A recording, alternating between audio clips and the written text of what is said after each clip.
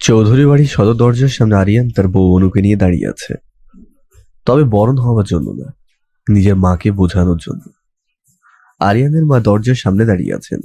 আয়েশা বেগম বলে, আমি ওই মেয়েকে আমার বাড়ির বউ হিসেবে মানি না। ওই ফাজিল বেয়াদব মেয়ে কোনোভাবে এই চৌধুরী বাড়ির বউ হতে পারে না। কেন? কোথায় সমস্যা? আমি বিয়ে করেছি তাও 5 বছর আগে, এখন তোমাকে মেনে নিতে হবে। ওই মেয়ে যদি এই বাড়িতে পা রাখে তাহলে আমি এই বাড়ি থেকে চলে যাব সারা জীবনের জন্য। মা, তুমি এমন কেন করছো? আমার দুই ছেলে, তাদের বিয়ে নিয়ে আমার এক বুক আশা ছিল। তোরা দুই ভাই সেই আশার মুখে নোংরা পানি ঢেলে দিয়েছিস। আয়াত বিয়ে করেছে এমন এক মেয়েকে যে মেয়ে সারাদিন ডাক্তারি নিয়ে ব্যস্ত থাকে, তার সংসার করার সময় নেই। এখন আরিয়ান এমন এক মেয়েকে বিয়ে করেছে যে কোনো দিক দিয়ে আমার বৌমা হওয়ার যোগ্য নয়। মা, এসব একটু বেশি বেশি হয়ে যাচ্ছে না? ওদের তো বিয়ে হয়ে গেছে। তোমার ইচ্ছা থাকলেও এটা অস্বীকার করতে পারবে না যে অনু আরিয়ানের বউ না। তুমি কি চাইছো? অনুকে তাড়িয়ে দেব চৌধুরী বাড়ির দরজার সামনে থেকে? তাহলে এই বাড়ির সম্মানের কি হবে তা কি একবারও ভেবে দেখেছ? তাছাড়া যখন মানুষ জানতে পারবে তুমি অনুকে বাড়িতে ঢুকতে দাওনি, তাড়িয়ে দিয়েছ সদর দরজা থেকে, তখন তোমাকেও মানুষ খারাপ কথা বলবে, আর আমাদের সামনে তোমাকে খারাপ কথা বলবে। তার উত্তর দিতে পারবো না। আমাদের মাথা সবার সামনে নিচু হয়ে যাবে। এখন বলো, তুমি কি চাও? তোমার জেদের জন্য চৌধুরী বাড়ির সবার মাথা সকলের সামনে নিচু হয়ে যাক? আমি এই মেয়েকে বাড়িতে ঢুকতে দিতে রাজি আছি, তবে আমার একটা শর্ত আছে। কি শর্ত আছে তোমার? 3 মাস ওই মেয়ে এই বাড়ির মেহমান হয়ে থাকবে, তোর বউ হয়ে না। সেই 3 মাসে যদিও প্রমাণ করতে পারে এই বাড়ির বউ হওয়ার যোগ্য, তাহলে সেদিন আমি নিজে ওকে বরণ করে তোর সাথে এক ঘরে থাকতে দিব। এমন শর্তের কথা শুনে রাজ, আয়াত, রিদি, রিমি, রাজের মা সবাই একদম অবাক হয়ে যায়। কেউ কখনো কল্পনাও করতে পারেনি যে আয়েশা বেগম এমন শর্ত দেবে। এইটা কেমন ধরনের শর্ত? 3 মাস পরে যদি মনে না হয় তখন কি অনুকে তাড়িয়ে দিবা? 3 মাস পরের কথা 3 মাস পরে না হয় চিন্তা করব। আমি কোনোভাবেই তোমার শর্তে রাজি না। আমি আপনার শর্তে রাজি শাশুড়ি মা। আমাকে একদম মা বলে ডাকবে না।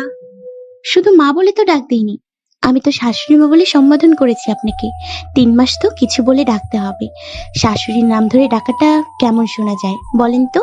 তাই শাশুড়ি মার ডাকটা সব থেকে বেস্ট। অনু, তোমার কি মাথা খারাপ হয়ে গেছে? মা কি সব বলছে, তুমি তাতে কি করে রাজি হয়ে যাও? আমি তো সেটাই বুঝতে পারছি না। শাশুড়ি মা যা চাইছে তা করলে সমস্যাটা বা কোথায়? যেখানে 5 বছর আলাদা থেকেছি সেখানে 3 মাস তো চোখের পলকে পার করা যাবে। দোস্ত, চিন্তা করিস না। অনু তোর বউ, সে কথা ভুলে যাবি না। অনুর উপর বিশ্বাস রাখবি। তারপর সবাই একসাথে বাড়ির ভেতর প্রবেশ করে। শাশুড়ি মা, আমি কোন রুমে থাকবো? আমাকে সেই রুমটা দেখিয়ে দিলে খুশি হব। সারাদিন অনেক ব্যস্ত ছিলাম, এখন রেস্ট নিলে হয় বলেন? আয়েশা বেগম তাদের বাড়ির কাজের মেয়েকে বলে অনুকে তার রুম দেখিয়ে দিতে। কাজের মেয়ে তো আর জানে না অনু আরিয়ানের রুমে থাকবে না। কাজের মেয়ে অনুকে সাথে করে আরিয়ানের রুমে নিয়ে আসে। অনু রুমে ঢুকে বুঝতে পারে এটা আরিয়ানের রুম। তার কোনোভাবেই ঘরে থাকা চলবে না। তবে অনু অনু বলে কথা। অনুকে কোন রুমে থাকতে বলেছ? নতুন ভাবিকে আরিয়ান ভাইয়ের ঘরে রেখে আইছি, সেই রুমে ভাবি ফ্রেশ হচ্ছে। আরিয়ানের মা তাড়াতাড়ি করে উপরে চলে আসে আরিয়ানের রুমে। আরিয়ান ও তার মায়ের পেছনে পেছনে নিজের রুমে চলে আসে। অনু শাড়ি চেঞ্জ করে 3 পিস পরে বাইরে এসে দেখে তার বর আর শাশুড়ি মা দাঁড়িয়ে আছে। অনু জানে কেন তার শাশুড়ি মা এই ঘরে এসেছে। এই মেয়ে, তুমি চলো, গেস্ট রুমে থাকবে। সরি শাশুমা, আমি গেস্ট রুমে থাকতে পারবো না। যে রুমে আমি আছি সেই রুমে 3 মাস থাকবো। তুমি এই রুমে থাকলে আমার ছেলে কোন রুমে থাকবে? কেন, আপনার ছেলে গেস্ট রুমে থাকবে, যে রুমে আমার থাকার কথা ছিল, বুঝেছেন? আমার সব দরকারি কাগজপত্র এই রুমে থাকে। সোনা জামাই, তোমার দরকারি সব কিছু তুমি সময় করে নিয়ে যাবে, কেমন? বাড়ির বউ না হলেও আমি তোমার বউ, এই কথা কিন্তু ভুলে যাবে না। যেহেতু তোমার বউ সেহেতু তোমার সবকিছুর উপর আমার অধিকার আছে। সেদিক বিবেচনা করে আজ থেকে আমি তোমার রুমেই থাকবো। সমস্যা তোমার মায়ের, আমার না। আমি কেন নিজের অধিকার ছাড়তে যাব? নিজের ভালো পাগলও বোঝে, আমি কেন বুঝবো না বলো? আচ্ছা, সমস্যা নেই, তুমি থাকো, আমি রুমটা চেঞ্জ করছি। এই মেয়ে, তুমি বেশি বাড়াবাড়ি করছো। তোমার জন্য আমার ছেলে কেন কষ্ট করতে যাবে? আপনার সমস্যা আমাকে নিয়ে, আমার তো সমস্যা আপনাকে নিয়ে না। সমস্যা যেহেতু আপনার, তাই আপনার ছেলেই করবে কষ্টটা, নয়তো আমি কষ্ট করতে যাব কেন? দেখেছিস কি বেয়াদবি, এই মেয়ে নাকি তোর বউ। শাশুমা, একদিনের পরিচয়ে যদি কারো সম্পর্কে মানুষ জানতে পারতো, তাহলে কেউ অন্যকে বছর ধরে কাউকে জানতে বুঝতে পার করে দিত না। থাক মা, অনেক রাত হয়েছে, তুমি অনুকে এই রুমে থাকতে দাও, আমি গেস্ট রুমে যাচ্ছি। এই রাতের বেলা ঝামেলা ভালো লাগছে না আমার। আরিয়ান সোজা গেস্ট রুমে চলে যায়। এদিকে আয়েশা বেগম রাজের মায়ের সাথে গল্প করতে থাকে ড্রয়িং রুমে বসে। ভাবি, তুমি ওই মেয়েকে আরিয়ানের বউ হিসেবে মেনে নেবে 3 মাস পরে? আমাকে কি এত বোকা ভেবেছ যে এই মেয়েকে বাড়ির বউ হিসেবে মেনে নেব? তাহলে কি করবেন ভাবি?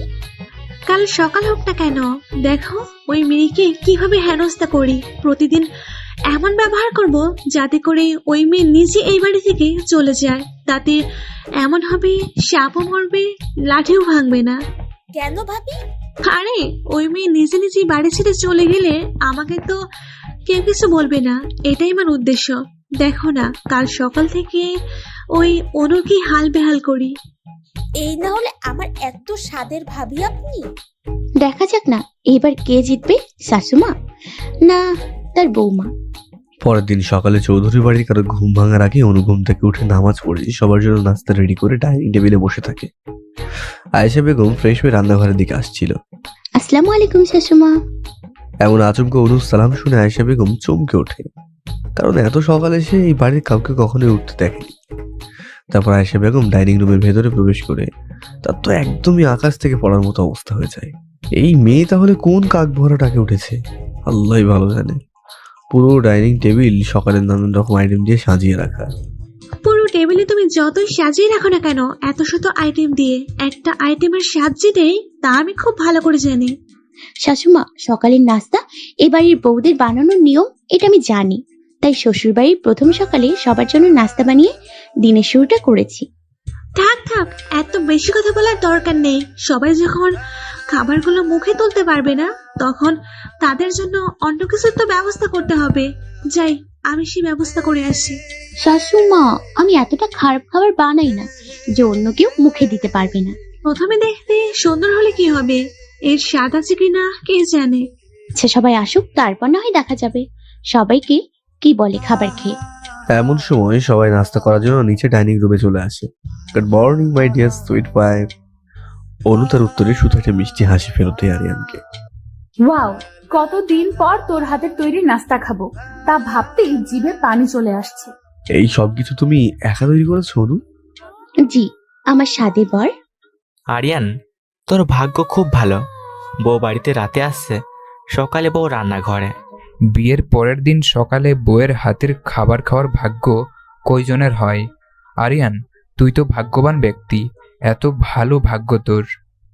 এত নাচাটাচি করার দরকার নেই। এত রান্না করতে গিয়ে আমার রান্নাঘরে যে কি বেহাল দশা করে রাখছে তা আল্লাহ জানে। শাশুমা, আপনি যান, আপনি আপনার রান্নাঘর পরিষ্কার করে আসেন।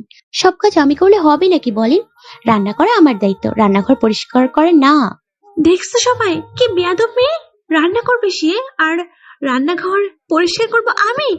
এই মেয়ে, আমাকে কি বাড়ির কাজের মেয়ে মনে করো তুমি? শাশুমা, কাজ করার জন্য কাজের মেয়ে আছে, আপনাকে কেন কাজের মেয়ে ভাবতে যাব? আপনি তো কাজের নামে শুধু 3 বেলা রান্না বাড়া পারেন, তাছাড়া অন্য কোনো কাজ কি কখনো ভুলেও করেন বলুন? তোরা কেউ কিছু বলবি না? এই মেয়েটা কখন থেকে কত কথা বলছি আমাকে। মা, এটা তোমাদের ব্যাপার, এখানে বাড়ির ছেলেরা কি বলবে? আমরা তো রান্নাঘরে কাজ করি না, তাই সেই বিষয়ে কোনো কথা বলতে পারবো না। আরিয়ানের মুখে এমন কথা শুনে হন করে সেখান থেকে সোজা রান্নাঘরে চলে যায়। আয়েশা বেগমের পিছনে পিছনে বাড়ির সবাই চলে যায় রান্নাঘরের দিকে। আয়েশা বেগম তো রান্নাঘরে এসে একদম হাঁ হয়ে যায়। কি মা, তোর ছোট বউ মতো সেই রকম কাজ করে। সে শুধু অফিসে পারফেক্ট না, সংসারের কাছেও পারফেক্ট। অনুভবী রান্নাঘর একদম পরিষ্কার করে রাখছে, আমাকে কোনো কাজ করতেই দেয় নাই, নিজে নিজে সব কাজ একাই করছে। রান্নাঘর পরিষ্কার করাটা বড় ব্যাপার না, রান্না করে রাখছে তো এক গাধা। এগুলো খেয়ে দেখতে হবে খাওয়ার যোগ্য কিনা। এরপর সবাই আবার ডাইনিং রুমে ফিরে আসে। সবাই যার যার মতো খাবার খেতে শুরু করে দেয়। খাবার খাওয়ার সময় সবাই অনুর রান্নার অনেক প্রশংসা করে। আয়েশা বেগম তো অনুর এত প্রশংসা শুনে তেলে বেগুনে জ্বলতে থাকে। ভাবি, যাই বলেন, বৌমা কিন্তু সত্যি কাজের অনেক, এটা মানতেই হবে। রান্না বান্না করতে পারলে সব হয় না। এদিকে বিকেলবেলা চৌধুরী বাড়িতে মেহমান এসেছেন। তাদের দেখে আয়েশা বেগম এত খুশি তা ভাষায় প্রকাশ করা যাবে না। আয়েশা বেগম তার ভাবি রিনা বেগমকে জড়িয়ে ধরে। ভাবি, তোমাদের এতদিন পর তাহলে এই ননদের কথা বুঝে মনে পড়েছে? আরে কি যে বলো না তুমি, তোমার কথা তো আমাদের সব সময় মনে পড়ে, তবে সমস্যার সময়ের জন্য আসা হয় না। থাক ভাবি, আর কিছু বলতে হবে না। তোমাদের দেশ বিদেশ ঘোরাঘুরির সময় হয়, কিন্তু আমাদের বাড়িতে আসার সময় হয় না। বুঝি, আমি সব বুঝি। বুঝেছো ভাবি? তোমার যা ইচ্ছা তুমি তাই বোঝো, কি আর করার। ভাবি, আমাদের আদিল কোথায়? তাকে তো দেখছি না। তোমার পেছনে তাকিয়ে দেখো। পপিজান, তোমাকে অনেক মিস করেছি। তার থেকে বেশি আমি আমার ভাইদের মিস করেছি। তারা কোথায়? আমাকে মিস করলে দেখা করতে আসতে মাঝে মধ্যে। তোমার ভাইয়েরা সবাই তাদের কাজ নিয়ে ব্যস্ত, একটু পর চলে আসবে। পপি, ওই দুজন কে? নীল শাড়ি পরা মেয়েটা রাজের বউ, আকাশি শাড়ি পরাটা আরিয়ানের বউ। হাই, আমি আদিল, আরিয়ানের কলেজের টুকরো মামাতো ভাই। তোমার নাম কি আকাশি পরি? আমি মিসেস আরিয়ান চৌধুরী। এই বাড়িতে আরিয়ানের অবর্তমানে এটাই আমার পরিচয়। আরিয়ান আসলে না হয় আমার পুরো পরিচয় ডিটেলে ওর থেকে জেনে নেবেন। আমি তোমার উত্তরে সন্তুষ্ট না, তবে তোমার কথার অ্যাটিটিউড আমার খুব ভালো লেগেছে। I like your attitude. দেখতে হবে না বউটা কার? যেমন আমি তেমন আমার বউয়ের অ্যাটিটিউড লেভেল ব্রো। ভাই, বিয়েটা একাই করে নিলে, আমাদের জানানোর প্রয়োজন মনে করলে না? আসলে সবটা এত তাড়াতাড়ি হয়ে গেছে যে আর কিছু বলার সময়ই হয়ে ওঠেনি। সমস্যা নেই ব্রাদার, আমি যখন এসেছি তখন আমার সবটা উসুল করে নেব। আচ্ছা ঠিক আছে, তোর যা খুশি তুই তাই করবি। আমার রুমে এক কাপ কফি নিয়ে আসো। জি বলে তাড়াতাড়ি করে কফি বানিয়ে আরিয়ানের রুমে চলে যাই। দেখছো ভাবি, কি বেয়াদবি!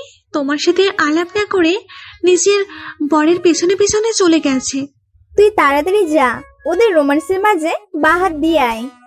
আয়েশা বেগম তাড়াতাড়ি করে আরিয়ানের রুমের দিকে যেতে থাকে। অনু আরিয়ানের রুমে এসে দেখে আরিয়ান ফ্রেশ হতে বাথরুমে চলে গেছে। তাই সে চুপচাপ দরজার সাথে হেলান দিয়ে দাঁড়িয়েছিল। এমন সময় অনু চোখ বাইরে যেতেই দেখে ওর শাশুমা এদিকে আসছে। অনু রুমের ভিতরে ঢুকে শাশুমার মুখের উপরে দরজাটা বন্ধ করে দেয়। এই বেয়াদব মেয়ে, দরজা খোলো বলছি। আমার ছেলের রুমে তুমি কি করো? বাইরে বেরিয়ে আসো। শাশুমা, আপনার ছেলের একমাত্র বউ আমি। আপনার প্রতি তো আমারও কিছু দায়িত্ব আছে, তাই না? কি বলতে চাইছো তুমি? আপনাকে দাদিমা বানানোর দায়িত্ব আছে না আপনার? 3 মাসের মধ্যেই আমি আপনাকে মিষ্টি মুখ করাবো শাশুমা।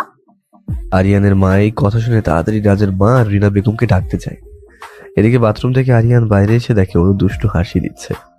আরিয়ান গিয়ে অনুকে পিছন থেকে জড়িয়ে ধরে, ওর ঘাড়ে মুখ ডুবিয়ে দেয়। অনু আরিয়ানের এমন আচমকা স্পর্শে পুরো বরফের মতো জমে যায়। এখনো তো রোম্যান্সের রহটা শুরু করিনি, তাতে তোমার এই অবস্থা। যখন রোম্যান্স করবো তখন তোমার কি অবস্থা হবে ভেবেই আমার খুব হাসি পাচ্ছে।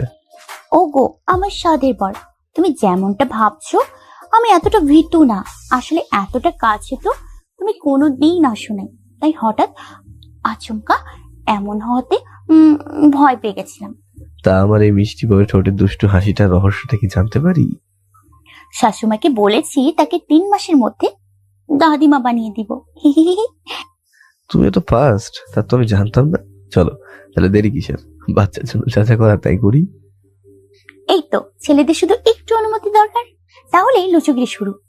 আরে তোমাকে বাবা বানানো সে কথা আমি একবারও বলেছি? বোকা কোথাকার, তোমার মাকে ভয় দেখানোর জন্য বলেছি এই কথা। বাহ, কি ভালো বউ আমার। তবে সে বউ আমার মনের কষ্ট বোঝে না, এই দুঃখ রাখবো কোথায়? আপাতত এই ঠান্ডা কফির মগেই রাখো। এই তুমি পাগল হয়ে গেলে নাকি? এত ঠান্ডা পানি হয়ে যাওয়া কফি কি খাওয়া সম্ভব? কেন সম্ভব না? সামনে এত হট বউ দাঁড়িয়ে আছে, তাকে দেখে ঠান্ডা কফিকে গরম ভেবে খেয়ে নাও। যেমন তুমি তেমন তোমার শিয়াল মামা মার্কা বুদ্ধি। আমার বুদ্ধি যেমনই হোক, তাতে তোমার কি? আমারই তো সবকিছু, বউটা যে আমার।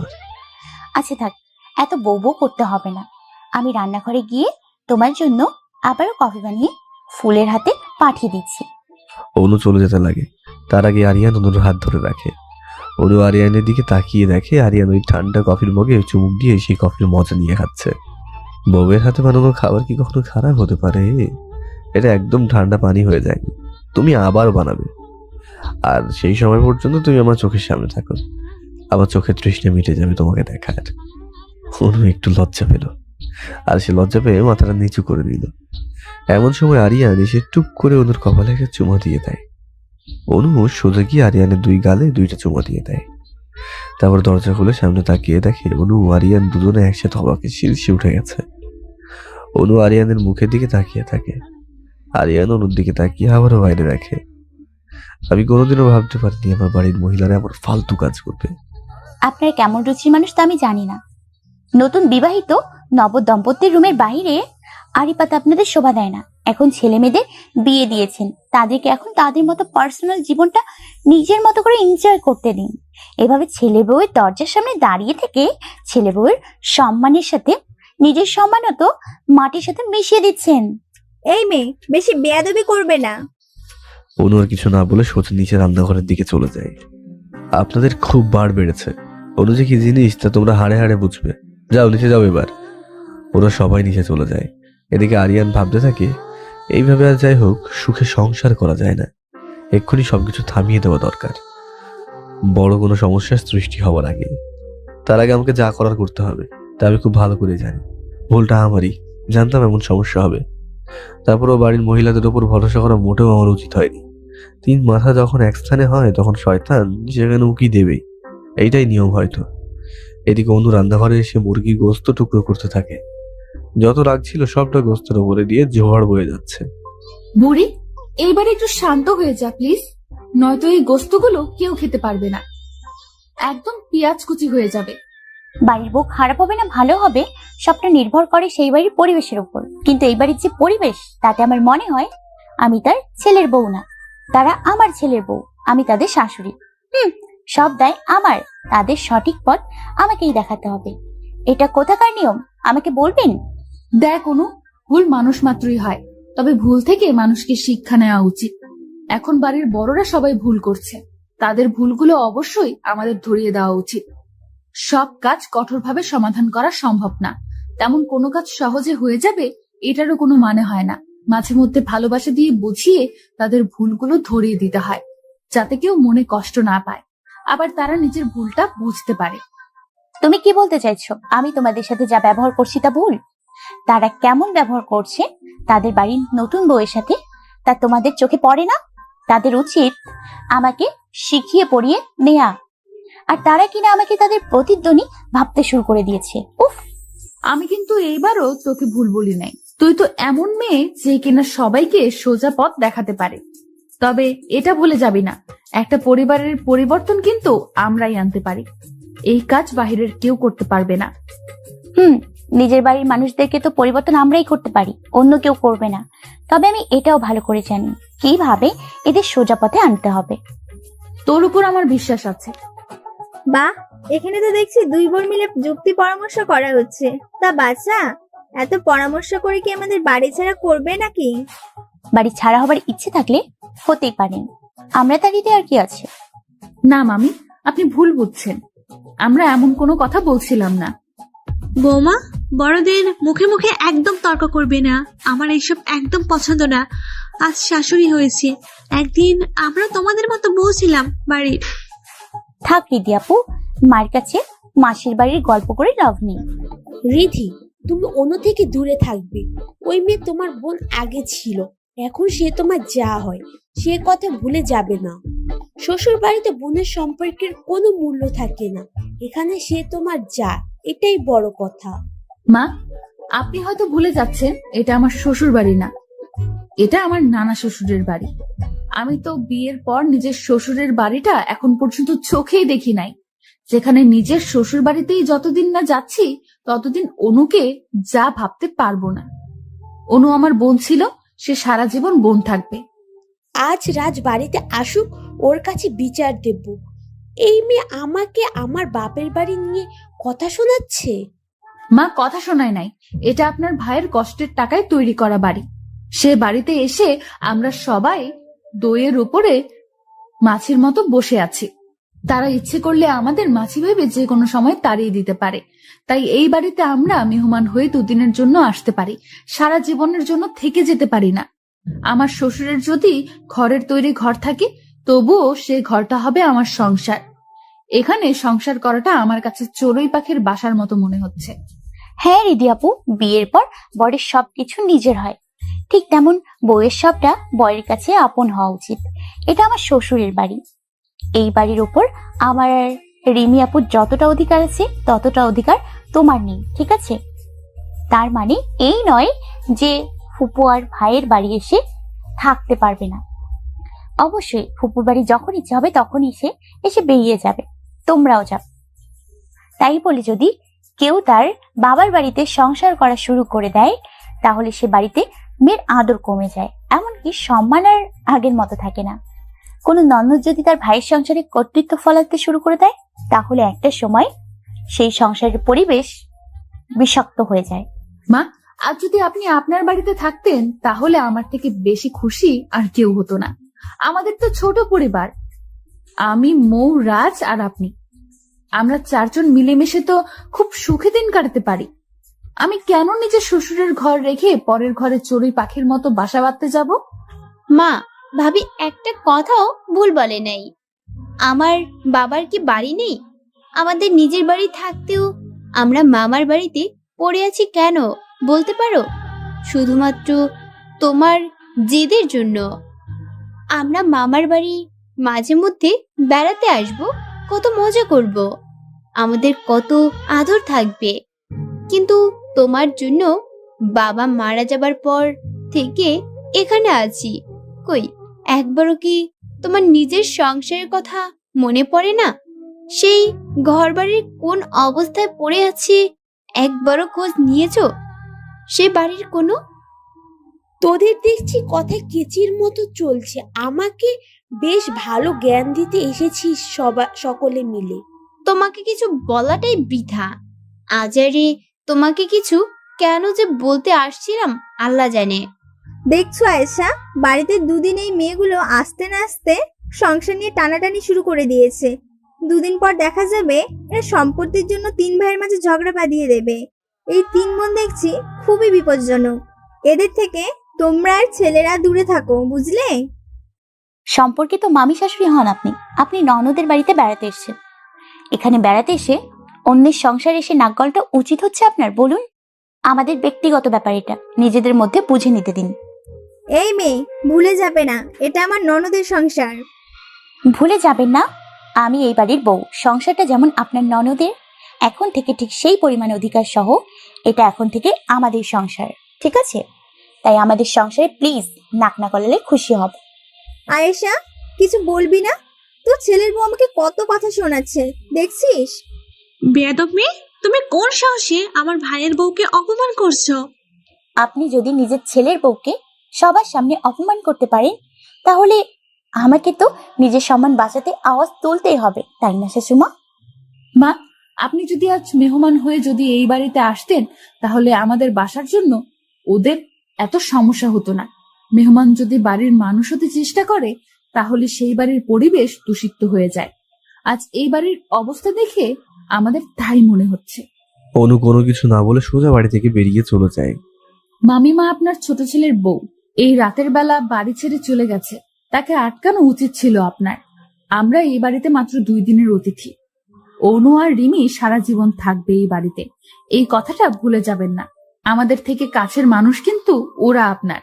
আমরা আপনাদের সুখের সময় আসব আর ওরা আপনাদের দুঃখের সময় সব সময় পাশে থাকবে। তাদের বাড়ির বউ না ভেবে একবার মেয়ে ভেবে দেখবেন প্লিজ। চলো ভাবি, আমরা রুমে যাই।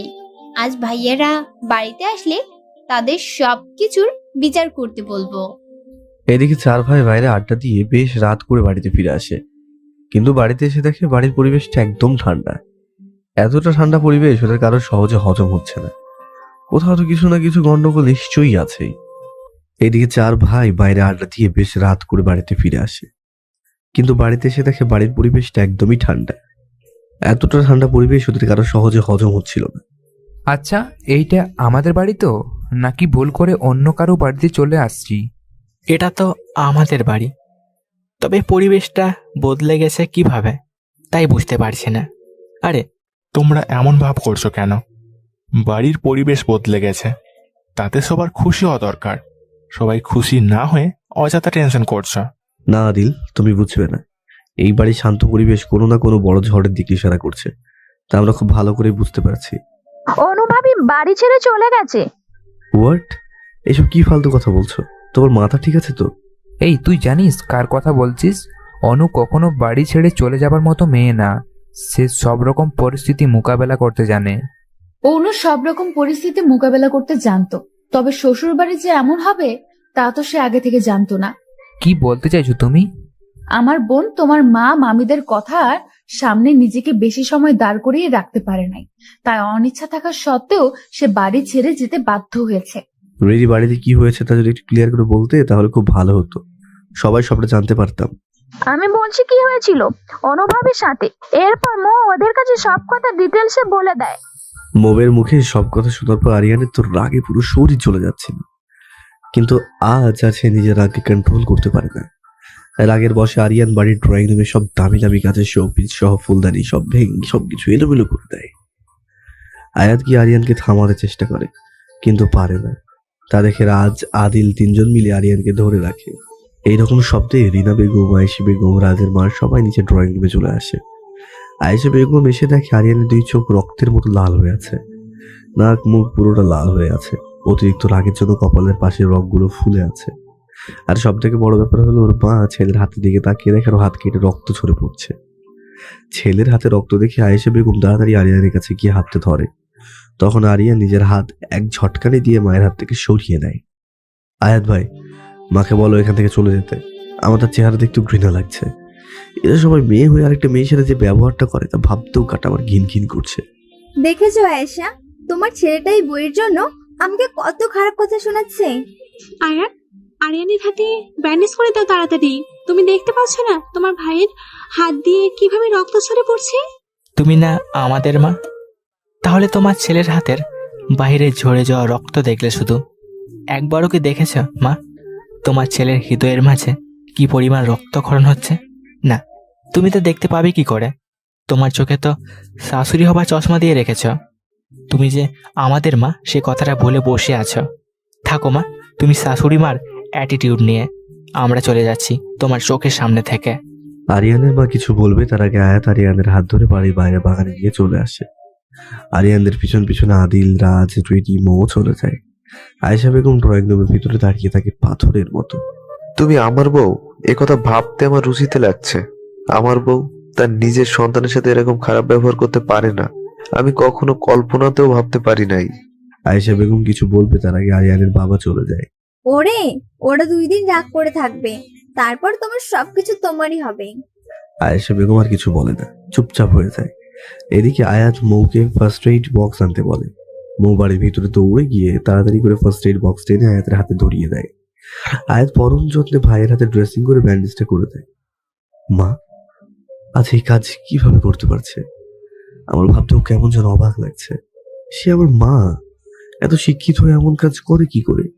শিক্ষিত হলে কি সত্যি মানুষের মতো মানুষ হওয়া যায়? সবাই একদম চুপ করে আছে, কারো মুখে কোনো কথা নেই। আসলে এমন পরিবেশ পরিস্থিতি তো কি বলা যায়, তা ওদের কারো জানা নেই। আমি কোন মুখে আবির ভাইয়ের সামনে যাব? অনুকে ওই বাড়ি থেকে ফিরিয়ে আনতে? তা কোনো প্রশ্নের উত্তর যে আমার জানা নেই। ভাইয়া, আপনি চিন্তা করবেন না, রিমি আপু আছে অনুর সাথে, তাই সবটা ম্যানেজ করে নেবে। তবে এই বাড়ির পরিবেশটা ঠিক করেন, তাহলে হবে। আমি জানি আমার এই বাড়ির পরিবেশটা ঠিক কিভাবে ঠিক করতে হবে। তুই কি করবি আরিয়ান? যা করার তাই করবো ব্রাদার। তাই বলে সোজা গ্যারেজ থেকে নিজের গাড়ি নিয়ে বাইরে চলে যায়। আল্লাহ জানে এই আরিয়ান আবার কোন বিপদ নিয়ে আসবে সবার জন্য। কোনো বিপদ যদি ভালো কাজে লাগে তাহলে বিপদ ভালো, তাই নয় কি?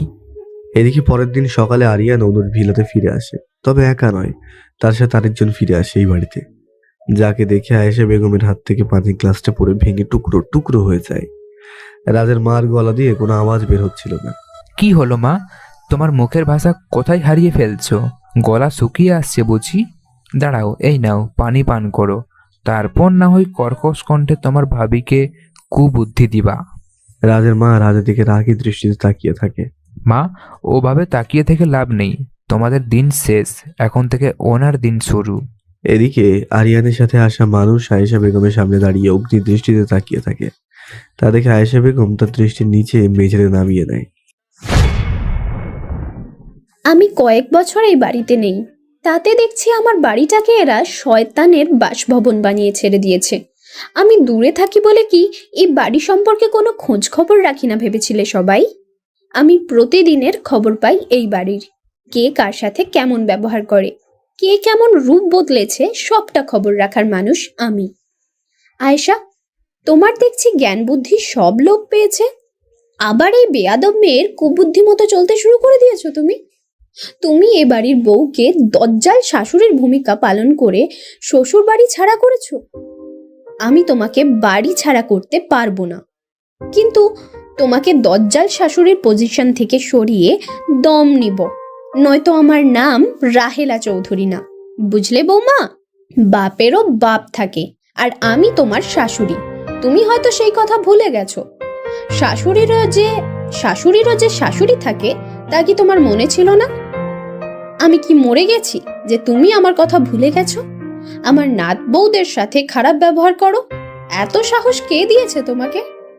না মা, ওই মেয়েটা ভালো না, খুব বেয়াদব মেয়ে। তুমি একদম চুপ। কে বেয়াদব তা তো দেখাই যাচ্ছে। তুমি তো এই বাড়ির বউ হয়ে এসেছিলে, আমার তো তোমাকে পছন্দও ছিল না। আমি কি তোমার সাথে খারাপ ব্যবহার করেছিলাম সেদিন? আমি যদি তোমার মতো খারাপ ব্যবহার করতাম তাহলে কি তুমি এই বাড়িতে এত বছর সংসার করতে পারতে? মা, তুমি না জেনে বেশি বেশি করছো। তুই একদম চুপ থাক কুটনি বুড়ি। জানি আয়েশার মগজ খালি করে সেখানে শয়তানি বুদ্ধি চাষ তুই করেছিস, নয়তো ওর এত বড় কলিজা ছিল না এত সব উল্টো পাল্টা কাজ করার। মা, এভাবে সবার সামনে বলতে পারছো আমাকে? তুই চুপ থাক কুটনি বুড়ি। সবার সামনে তোমরা কাজ করতে পারো আর আমি বলতে পারবো না? রাজের মা মাথা নিচু করে রাখে। তা বৌমা, তুমি যে মেয়েকে বৌমা হিসেবে মানো না, তাকে কোন অধিকারে থাপ্পড় দিয়েছিলে জানতে পারি? যার উপর কোনো অধিকার তোমার নেই তাকে থাপ্পড় কেন দিলে জবাব দাও, নয়তো তাকে এক্ষুনি আমার সামনে হাজির করবে। তোমাদের বিচার আমি করব। মা, আমি ওই মেয়েকে খুঁজতে যাব? খুঁজতে যাবে কি চাষ করতে যাবে তা তো আমি জানি না। তোমাদের সময় দিলাম, আজ বিকাল বেলার মধ্যে আমার নাত বউ বাড়িতে থাকবে। তাকে কোথায় পাবে তা তোমরা জানো, আমি না। আর আমার কথার অবাধ্য হলে কি করতে পারি তা তোমরা ভালো করেই জানো।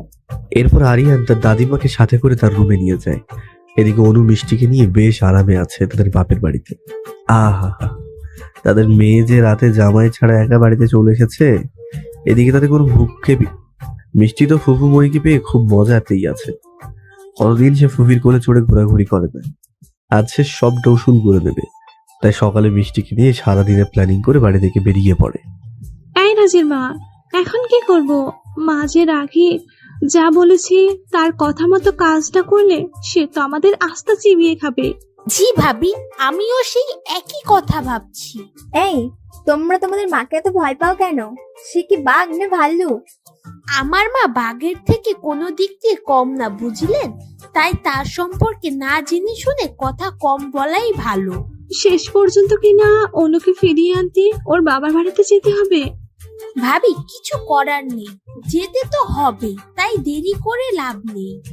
যত তাড়াতাড়ি এই ঝামেলা মিটে যায় তাতেই আমাদের জন্য ভালো। কি আর করার, ননদ ভাবে মিলে বাড়ির বউকে ফিরিয়ে আনার জন্য অনুদের বাড়ির উদ্দেশ্যে রওনা দিল। কি হলো, গাড়ি এখানে দাঁড় করিয়েছো কেন? অনুদের বাড়িতে চলো। রাজের মা, তুমি যে আমাকে বলেছিলে অনু বস্তির মেয়ে। আরে ভাবি, আমি কি জানতাম ওর বাবা বাড়ি এত সুন্দর? আমি তো ওই মেয়ের কথাবার্তা শুনে আন্দাজ করেছিলাম। তোমার আন্দাজের কথা আমাকে কে বলতে বলেছিল? তুমি তো ভেজাল পাকিয়ে দিয়েছো এখানে। এখন তো মনে হচ্ছে আমার কথাই ঠিক, তুমি একটা কুটনি বুড়ি। ভাবি, তুমিও মায়ের বলা কথাগুলো বলে আমাকে কষ্ট দিচ্ছ কিন্তু। থাক, জুতা মেরে আর গরুদান করতে হবে না। এবার বাড়ির ভিতরে গিয়ে দেখি সেখানে কি অবস্থা। রাজের মা এবং আয়েশা বেগম অনুদের বাড়ির ভিতরে প্রবেশ করতে রিমা তাদের সামনে পেয়ে ছুটে তাদের সামনে এসে সালাম দিয়ে তাদের ড্রয়িং রুমে বসার ব্যবস্থা করে দেয় এবং সে তার শাশুড়ি মা এবং শ্বশুর আব্বাকে ডেকে তাদের সামনে নিয়ে আসে। আপনারা ভালো আছেন বেয়ান? আসলে আমরা এই রাস্তা দিয়ে যাচ্ছিলাম, তাই ভাবলাম অনু যখন এ বাড়িতে আছে তখন তাকে সাথে করে নিয়ে যায়। বিয়ান সাহেবা, আপনি ওই যে কি বলেন না, অনু আপনার মেয়ে। এখন তাকে নিতে যখন ইচ্ছে এ বাড়িতে আসবেন, সে কথা আমাদের বলতে হবে না। আমাদের বাড়িটাও তো এখন থেকে আপনাদের বাড়ি, তাই না বলে? জি আপা, অনু তো এখন থেকে আমাদের মেয়ে। তবে কি জানেন, মেয়েটা বড্ড বেশি দুষ্ট। সে সমাজ পরিবার পরোয়া করে না। আসলে আমার মেয়েটার খুব আত্মসম্মান বেশি, সাথে সে কোনো অন্যায় সহ্য করতে পারে না। সে ভাবে আমরা সবাই যদি নিজেদের মতামত বদলে ফেলি তাহলে নাকি পুরো পৃথিবী খুব সুন্দর হবে, না থাকবে ঝগড়াঝাটি, না থাকবে হিংসা, গোলযোগ ইত্যাদি। তবে আমার বোকা মেয়েটা এসব বোঝে না যে সবাই ওর মতো করে ভাবতে পারে না। কেউ হয়তো ওর কথাগুলো বুঝতে চেষ্টা করবে না, ওকে উল্টা ভুল ভাবতে পারে। আমরা অনুকে বদলানোর অনেক চেষ্টা করেছি, এমনকি তাকে 2 বছর নিজের থেকে দূরে রেখেছি, তবুও আমার মেয়েটা চিন্তা ভাবনার মাঝে কোনো পরিবর্তন করতে পারি নাই। মাঝে মাঝে তো আমাদের ওকে নিয়ে খুব ভয় করত। না জানি এই সবের জন্য কোনো বড় বিপদে না পড়ে কোনোদিন। আপনাদের মতো পরিবারে আমার মেয়ে গিয়েছিল বলে আপনারা ওকে বুঝতে পারছেন, নয়তো আল্লাহ জানে আমার মেয়ের ভাগ্যে কেমন পরিবার জুটত, তারা কেমন ভাবে মেনে নিত তা আল্লাহই জানে। আয়েশা বেগম এসব কথা শুনে খুব লজ্জা পেয়ে যায়। আসলে সে তো অনুর সাথে কোনো ভালো ব্যবহার করেনি। তার বাড়ির মানুষ তাদের সম্পর্কে যা ভাবছে, তারা কি সত্যি ততটা ভালো ব্যবহার করেছে অনুর সাথে? কোন দিক দিয়ে তো তারা অনুর সাথে কোনো দিক দিয়েই তো তারা অনুর সাথে ভালো ব্যবহার করেনি, তারপরও এত সম্মান দিচ্ছে তাদের। কেমন বাবা, মেয়ের কুকীর্তির আবার গুণগান করছেন আমাদের কাছে? তুমি তোমার মুখটা বন্ধ করো। অনুমা কোথায়? তাকে তো দেখতে পাচ্ছি না কোথাও। এমন সময় রিমি সেখানে এসে বিষম খায়। তার শাশুড়ির মুখে অনুমা ডাকটা শুনে। আন্টি, অনু তো বাড়িতে নেই। মিষ্টিকে সাথে করে সে ঘুরতে বেরিয়ে গেছে, কখন আসবে তাও বলে যায়নি। এমনকি সে ভুল করে তার মোবাইল ফোনটাও বাড়িতে রেখে গেছে। এখন যদি অনুকে ছাড়া বাড়িতে ফিরে যাই, তাহলে আমার শাশুড়ি মা আমাকে বাড়িতে ঢুকতে দেবে না। আজ আর মনে হয় আপনাদের অনুর সাথে দেখা হবে না। তাতে কি হয়েছে, আমরা সবাই গল্প গুজব করি, কি বলেন? আমি যখন এসেছি তখন তো অনুমাকে সাথে করে নিয়ে যাব। তাকে সাথে না নিয়ে আমি বাড়িতে যাচ্ছি না। অনুর শাশুড়ির মুখে এমন কথা শুনে তারা বিপদে পড়ে যায়।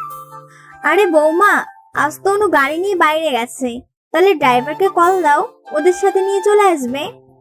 তাই তো মা, আমি তো সেই কথা ভুলে গেছি। তোমরা অপেক্ষা করো, আমি কাকুকে কল দিয়ে তাড়াতাড়ি বাড়িতে ফিরে আসতে বলছি। রিমা কল করে ওদের তাড়াতাড়ি বাড়িতে ফিরে আসতে বলে। তার কিছু সময় পর অনু মিষ্টিকে কোলে করে বাড়ির ভিতরে প্রবেশ করে। অনু তাদের ড্রয়িং রুমের দিকে তাকিয়ে অবাক হয়ে যায়। এখানে এনারা নাকি আমি স্বপ্ন দেখছি। এটা কল্পনা নয়, এটাই সত্যি। তারা দুজন অনেক সময় ধরে তোমার জন্য অপেক্ষা করছে, তোমাকে বাড়িতে ফিরিয়ে নিয়ে যেতে এসেছে। আচ্ছা, সমস্যা নেই, আমিও ফিরে যেতে চাই। ও বাড়িতে আমার ক্রাশ বর্ষা আছে, তাকে আমি অনেক ভাগ্য করে পেয়েছি। এত ভাগ্য করে পেয়েছিস বলে কি একারে কি চলে আসতে হবে? কেউ যদি তাকে সাথে করে নিয়ে চলে যায় তখন কি হবে? যদি কেউ আমার ক্রাশ বরের দিকে কুনজর দেয় বা তার সাথে লাইন মারার চেষ্টা করে, তাহলে সেই শাকচুন্নির কলিজা কেটে টুকরো টুকরো করে বেশি করে কাঁচা মরিচ দিয়ে ভালো করে রান্না করে রাস্তার পাশের কুকুরদের খাওয়াই দিব। থাক থাক, এত যত্ন করে রান্না করতে হবে না। এখানে দাঁড়িয়ে মনে সুখে গল্প করতে হবে না। চলেন, শাশুমার সাথে সাক্ষাৎ করে আসবেন আগে। ওনার সাথে দেখা করার কোনো শখ নেই, কিন্তু আমার কলিজার জন্য ওনার সাথে দেখা করতে যাচ্ছি। অনু তাদের শাশুড়িমার পাশে গিয়ে চুপচাপ বসে পড়ে। এমন ভাব করছে যেন কারো কোনো সমস্যা নেই। এদিকে বুঝি বলে, আলগা পিরিত। বৌমা, তাড়াতাড়ি রেডি হয়ে নিচে আসো, আমাদের তো আবার বাড়িতে ফিরতে হবে। অনু আর রিমি বাধ্য মেয়ের মতো রেডি হয়ে নিচে নেমে চলে আসে। অনুর বাড়ির সবার থেকে বিদায় নেওয়ার সময় এবার।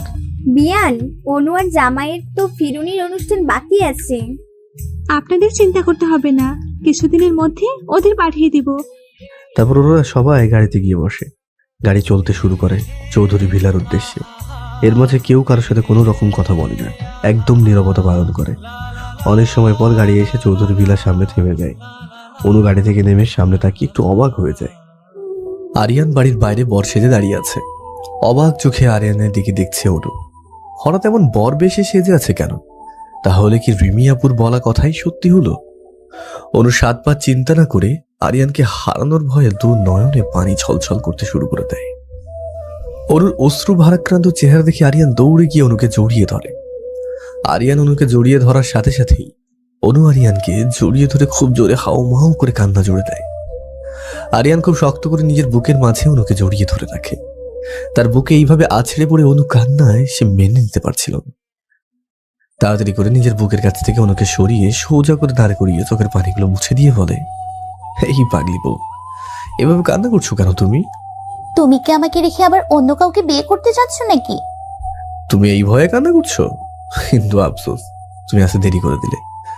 তোমার এই ভয়টা যে এবার সত্যি হয়ে গেছে। অনু আরিয়ানের পায়ের কাছে বসে হাউ মাউ করে কান্নাকাটি করতে শুরু করে দেয়। অনুর এমন কান্না করা দেখে আরিয়ান চুপচাপ দাঁড়িয়েছিল। এই ফাজিল, এইসব কি করছিস তুই আমার নাত বউয়ের সাথে?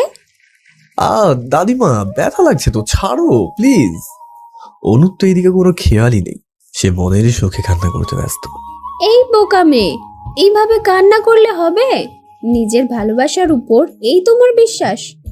এই বোকা মেয়েকে ভালোবেসে আমার নাতি এই 5 বছর একা বিরহে পার করেছে, ভাবা যায়? অনু রাহেলা চৌধুরীর মুখের দিকে তাকিয়ে নিজের চোখের পানি মুছে দেয়। তাকে দেখতে থাকে অনেক সুন্দর একজন বয়স্ক মহিলা তার সামনে বসে আছে। অনু আরিয়ানের মুখের দিকে তাকিয়ে দেখে আরিয়ান দুষ্টুমি ভরা হাসি দিচ্ছে।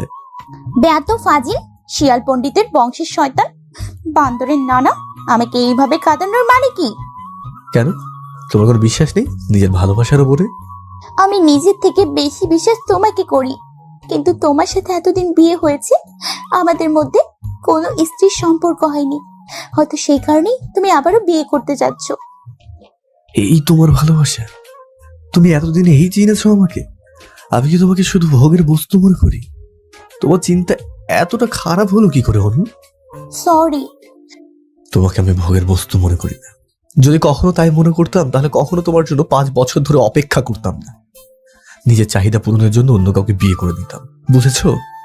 আমার ভুল হয়েছে, তার জন্য কি এখন আবারও সেই অতীতের জন্য মশার মতো গান শোনাতে হবে তোমার? ও, তুমি বললে সেগুলো কথা, আর আমি বললে তো সবকিছু মশার গান। বাহ, দারুণ তো ব্যাপারটা। ওরে দুষ্টু আর মিষ্টি, তোরা এবার থাম রে। নিজেরা ঘরে গিয়ে না হয় রোমান্টিক ঝগড়া করবি, সবার সামনে এত ঝগড়া করে কি আছে? এই সুন্দরী মহিলাকে? আমার জানেমান, আমার কলিজা, আমার একমাত্র দাদিমা রাহেলা চৌধুরী। ও আচ্ছা, তাহলে ইনি আমার সতীন? ওরে দুষ্টু মেয়ে, আমাকে সতীন বলা হচ্ছে তাই না? আমার বরের এত প্রিয় যেজন, তাকে তো আমি সব থেকে বেশি আপনজন মনে করব। অনেক কথা হয়েছে, এবার দরজার সামনে চলো, অনেক কাজ আছে। কি কাজ আছে দাদিমা? রাহেলা চৌধুরী অনু আর আরিয়ানের হাত ধরে ওদের সদর দরজার সামনে দাঁড় করিয়ে সে ভেতরে গিয়ে বরণ ডালা নিয়ে এসে ওদের দুজনকে বরণ করতে আসে। দাদিমা, এত বারণ করার কি দরকার ছিল বলো? তুমি যেদিন এই বাড়িতে এসেছিলে সেদিন তোমাকে কেউ বরণ করে নাই। আজ আমি তোমাকে এই চৌধুরী বাড়ির বউয়ের মর্যাদা দিয়ে বরণ করে নেব, যেমন করে তোমার শাশুড়ি মাকে বহু বছর আগে নববধূ বেশে বরণ করে নিয়েছিলাম, ঠিক সেইভাবে। আয়েশা বেগম চুপচাপ শাশুড়ির পাশে দাঁড়িয়ে থাকে। অনু আরিয়ানকে বরণ করে ঘরে নিয়ে চলে আসে। এরপর অনু আরিয়ানকে সাথে করে দাদিমা ওদের রুমের ভেতরে রেখে যায়। অনু তো রুমের ভিতরে প্রবেশ করে একদম অবাক হয়ে যায়, কারণ ওদের রুমটা বাসর ঘরের মতো করে সাজিয়ে রাখা। তুমি করেছো এইসব কিছু? আমি এই সব কিছু সম্পর্কে কিছুই জানতাম না। যা কিছু করেছে সবটা দাদিমা করেছে। আমিও তো একটু আগেই জানতে পেরেছি সবটা। তবে বেশ ভালোই হলো সেদিন বাসর ঘর করতে পারিনি, আজ না হয় সেই সাজা মিটিয়ে নেব। কি বলো মিষ্টি বউ? যা, দুষ্টু বর কোথাকার। আরিয়ান অনুকে নিজের বুকের সাথে জড়িয়ে ধরে। তোর বাড়িতে এখানে মাঝে মাঝে আসবি বেড়াতে, আমরা যাব তোদের বাড়িতে, কিন্তু সে ঘুরে বালি। তুই এখানে এসে ইরির মায়ের কিরি কেটে বসে আছিস। মা, তুমি আমাকে এভাবে অপমান করতে পারো না। তোকে আমি করব অপমান? তাহলে অপমানেরও অপমান হয়ে যাবে। মা, তোমার নিজের মেয়েকে এইভাবে বলতে পারলে তুমি? নিজের মেয়ে তো কি হয়েছে, যা সত্যি সে কথা বলতে আমার কোনো ভয় করে না। দাদিমা, নিজেদের মধ্যে এভাবে কথা কাটাকাটি করার কোনো মানেই হয় না। রাহেলা চৌধুরী সেখান থেকে উঠে নিজের রুমে চলে যায়। অনুর রোজ রোজ এইসব ঝগড়াঝাটি আর নিতে পারছিল না। আমার এই বাড়িতে কেন যেন ভালো লাগছে না, আমি আমার আগের লাইফটাকে মিস করি। এখন তুমি এই বাড়ির বউ, তোমার কি আর জব করা মানায় বলো? অনু আরিয়ানের মুখে এমন কথা শুনে আর কোনো কথা বলে না। রাতের খাবার খেয়ে চুপচাপ আরিয়ানের বুকে মাথা রেখে ঘুমিয়ে যায়। পরের দিন সকালে অনু ঘুম থেকে উঠে প্রতিদিনের মতো কাজ করতে থাকে। সবাই ব্রেকফাস্ট টেবিলে বসে নাস্তা করতে থাকে। এই যে বৌমা, যাও রেডি হয়ে আসো, আজ থেকে তুমিও আরিয়ানের সাথে অফিস যাবে। আয়েশা বেগমের মুখে এমন কথা শুনে অনু সহ বাড়ির কেউই বিশ্বাস করতে পারছিল না যে উনি অনুকে এরকম কথা বলতে পারে। আমার দিকে এইভাবে তাকিয়ে থাকার কোনো মানেই হয় না। আমি যা বলেছি তুমি তাই করবে আজ থেকে। কিন্তু শাশুমার সংসারে কি হবে? ভাবিয়া করিও কাজ, করিয়া ভাবিও না। বিয়ের আগে টাকা নিজে ইনকাম না করে বিয়ে করা উচিত না। প্রতিটা মেয়ের নিজের পায়ের নিচে নিজের যোগ্যতা অনুযায়ী মাটি রাখা দরকার, তারপর শ্বশুর বাড়িতে পা রাখা উচিত। সমাজ যত উন্নত হোক না কেন, মানুষের মন মানসিকতা উন্নত হয় না। তাই তুমি এখন ইচ্ছে করলে চাকরি করতে পারো, তোমার নিজের একটা শক্তি আছে। তুমি শুধুই বাড়ির বউ না, কারো বাড়ির মেয়ে। বিয়ের পর বাবার বাড়ির সব শিক্ষা ভুলে নদীর জলে ভাসিয়ে দিয়ে সংসার করবা, তা তো একদম উচিত না। হ্যাঁ, অবশ্যই সংসার করবা। যখন তোমার বাচ্চা হবে, পরিবার বড় হবে, তখন না হয় তুমি তোমার সংসার গুছিয়ে নিও। ততদিন তো নিজের মনের মতো করে বাঁচতে শেখো। অনু সবার সামনে ওর শাশুড়ি মাকে জড়িয়ে ধরে কান্না করা শুরু করে দেয়। অনু সবার সামনে ওর শাশুড়ি মাকে জড়িয়ে ধরে কান্না করা শুরু করে দেয়। আমি জানতাম তোমাকে আয়েশা ঠিক মায়ের মতো ভালোবাসা দিবে, তবে এই ভালোবাসা তোমার অনেক আগে পাওনা ছিল। কিন্তু আমার মেয়ের সব কাজে নাক গলানো স্বভাবের জন্য এত দেরি। মা, তুমি সবসময় আমাকে এইভাবে কথা শোনাতে পারো না। শাশুড়ি মা, এইভাবে বাপের বাড়ি না থেকে নিজের বাড়িতে চলে গেলে তো সমস্যার সমাধান হয়ে যায়। প্রতিদিন আপনাকে এত কথা শুনতে হয় না। এই তো আমার নাত বউ একটা কাজের কথা বলেছে। নানি কেমন কাজের কথা বলেছে রিদি তোমাকে? রাজ, নানা ভাই, একটা কথা বলি, মাইন্ড করবি না? আমি চাই তোমরা তোমাদের নিজেদের বাড়িতে ফিরে চলে যাও। অনেকদিন তো হয়েছে এখানে এসে আছো, এবার তোমাদের নিজের বাড়িতে ফিরে যাওয়া উচিত। জি, আমিও তাই ভাবছি। আমরা তো অনেকদিন এখানে থাকলাম, এবার আমাদের ফিরে যাওয়া দরকার। রিদির নিজের একটা সংসার আছে, বেচারি আজও সেই বাড়িটা দেখতে পারে নাই। এখানে সে চড়ুই পাখির বাসার মতো সংসার পেতে বসে আছে। নানিমা, তুমি চিন্তা করো না, আমি বাড়িটা ঠিকঠাক করে পরিষ্কার করে সেখানে শিফট হওয়ার ব্যবস্থা করছি। রাজের মুখে এমন কথা শুনে ওর মা রাগে আগুনের গোলা হয়ে নিজের রুমে ফিরে যায়। রিদি খুব খুশি হয়ে নানিমাকে জড়িয়ে ধরে। দাদিমা, রাজ, মৌ, ফুপু এনারা আমাদের সাথে থাকতে তো কোনো সমস্যা হচ্ছে না, তাহলে কি দরকার ওদের চলে যাবার? দেখো, এটা তোমাদের নিজের বাড়ি, ঠিক তেমন রাজদেরও নিজের একটা বাড়ি আছে। তাই যার যেখানে স্থান তার সেখানে থাকা উচিত। তাই এই বিষয়ে আর কোনো কথা শুনতে চাই না আমি। অনু একদিকে খুব খুশি যে সে আজ থেকে সারাদিন আরিয়ানের আশেপাশে ঘুরঘুর করবে, আবার অন্যদিকে রাজেরা সবাই বাড়ি চলে যাবে। সে কথা ভেবেই মনটা একটু খারাপ হয়ে যাচ্ছে। আরে অনু, তুই মন খারাপ করে আছিস কেন? তোর জন্য তো ভালো, মাঝে মধ্যে তুই আমাদের বাড়িতে বেড়াতে চলে যাবি, তখন কত মজা হবে। সবাই অনেকদিন পর পর গেট টুগেদার করতে পারবো। সবাই একসাথে থাকার মজা তো আর হবে না আমাদের সবার। দূরে থাকলে সম্পর্কের মাঝে দূরত্ব চলে আসে। দূরে থাকলে সব সম্পর্কের মাঝে দূরত্ব আসে না, অনেক সময় সম্পর্কের গভীরতা অনুভব করা যায়। পাগলি, আরিয়ান বুঝতে পারে এমন ভাবে চলতে থাকলে কখনো অনুর মনটা ভালো হবে না। তাই আমার নিশ্চয়ই কিছু করা উচিত, যাতে করে অনু এই সব কিছু ভুলে যায়। যদি কারো অফিসে যাওয়ার ইচ্ছে হয় তাহলে যেন সে তাড়াতাড়ি রেডি হয়ে বাইরে চলে আসে। আমি তার জন্য গাড়িতে অপেক্ষা করবো, নয়তো আমি তাকে রেখে অফিস চলে যাব বলেই হন করে বাড়ির বাইরে চলে যায়। অনু তো একদম অবাক হয়ে যায়। এটা কি হলো? বউয়ের সাথে বসের মতো অ্যাটিটিউড দেখানো। তার এই অ্যাটিটিউডের মাথায় যদি আমি পানি ঢেলে না দিই তাহলে আমার নামও অনু না। অনু খুব স্টাইল করে সেজে গুজে বাড়ির বাইরে এসে দেখে আরিয়ান আগে থেকেই গাড়িটা ড্রাইভিং সিটে বসে আছে। অনু তাই দেখে নিজের দুষ্টু বুদ্ধি কাজে লাগায়। আরিয়ানের সাথে গাড়ির সামনের সিটে না বসে সোজা গিয়ে গাড়ির পিছনের সিটে বসে।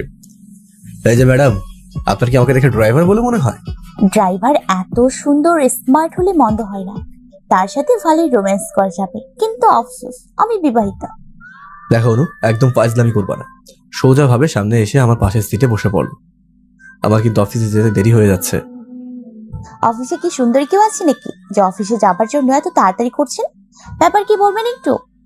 এই তো মহিলা মানুষের এই একটাই সমস্যা, সোজা ভাবে কথা বুঝতেও চায় না, আবার সোজা ভাবে কথা বলতেও চায় না। এখানে অনেক মহিলা নেই, আমি একমাত্র তোমার বউ উপস্থিত আছি, তাই মহিলা জাতিকে ডেকে না আনলে খুশি হব। মাপ চাইছি ম্যাডাম, আমার ভুল হয়েছে, আমাকে মাফ করে দিন। এবার কষ্ট করে আপনার স্বামীর পাশে এসে বসলে খুশি হই আমি। এই যে বর, এদিকে আসেন। আপনার কপালে নোংরা লেগে আছে। আমার কথা একটুও তোমার বিশ্বাস হয় না? এই তোমার ভালোবাসার নমুনা। আজব সমস্যা তো, তোমার কথা অবিশ্বাস সবার মতো কোনো কিছুই তো নেই। নোংরা লেগে আছে তা পরিষ্কার করতে আয়নার সামনে দেখতে যাচ্ছিলাম। তোমার পাশে এত সুন্দরী বউ বসে আছে, যার দুইটা সুন্দর চোখ আছে, নোংরা মুছে দেওয়ার জন্য দুইটা হাত আছে। থাকবো, তোমাকে আর গরুর মতো বউয়ের রচনা লিখতে হবে না। যাও, তোমার কপালে নোংরা পরিষ্কার করা হয়ে গেছে। দিব তো একটা চুমা, তার জন্য তো কথা ঘোরানোর কি আছে, সোজা চুমা দিলেই পারো। আপনাকে তো আর স্বাদে নিরামিষ বলি না। আরে এর মাঝে যে রোমান্টিক ভাব আছে তা আপনার বোঝার কর্ম না। হ্যাঁ, আমার যা মন চাইবে, যেভাবে ইচ্ছা তাই করব, তাতে বাধা দিতে আসবেন না, বলে দিলাম। আচ্ছা ঠিক আছে, তোমার যা ইচ্ছে তাই করো, কিন্তু অফিসে গিয়ে কোনো উল্টোপাল্টা কাজ একদমই করবে না, এই আমি বলে দিলাম। নয়তো তোমাকে একদম পাহাড়ের ওপর নিয়ে গিয়ে ধাক্কা দিয়ে ফেলে দেবো, বলে দিলাম কিন্তু। ধাক্কা দিয়ে যেখানে ইচ্ছে হয় সেখানে পাঠাবে, সমস্যা নেই। আমিও আমার সাথে তোমাকে সাথে করে নিয়ে যাব, নো চিন্তা, ডু ফুর্তি। আরিয়ান হাসতে হাসতে গাড়ি ড্রাইভিং করতে শুরু করে দেয়। এদিকে অফিসে এসে আরিয়ান অনুকে আগে নামিয়ে দিয়ে পরে গাড়িটা পার্কিং করে চলে আসে। অনেকদিন পর অনুকে সবাই অফিস থেকে অবাক হয়ে যায়। তার থেকে বেশি অবাক অনু নিজে, কারণ তাদের অফিসের সব পুরাতন কর্মচারীগণ কেউই নেই, সবাই নতুন এখানে। তাই সবার সাথে অনুর আবার নতুন করে পরিচয় পর্ব শুরু হয়। সব থেকে বেশি সারপ্রাইজ হয় অনু এখানে নতুন ম্যানেজার আর নতুন পিএকে দেখে। ম্যানেজার হচ্ছে রুবির বর, আর রুবি আরিয়ানের পিএ। এত বছর পর রুবির সাথে দেখা হবে এটা কোনো দিনও অনু ভাবতে পারেনি। তুমি এখানে কিভাবে আসলে? তোমাকে এখানে ঢুকতে দিয়েছে কে? আমি অফিসের বসের পিএ, নতুন নিয়োগ দেওয়া হয়েছিল, সেখান থেকে চাকরি পেয়েছি। তুমি এখানে কিভাবে আসলে?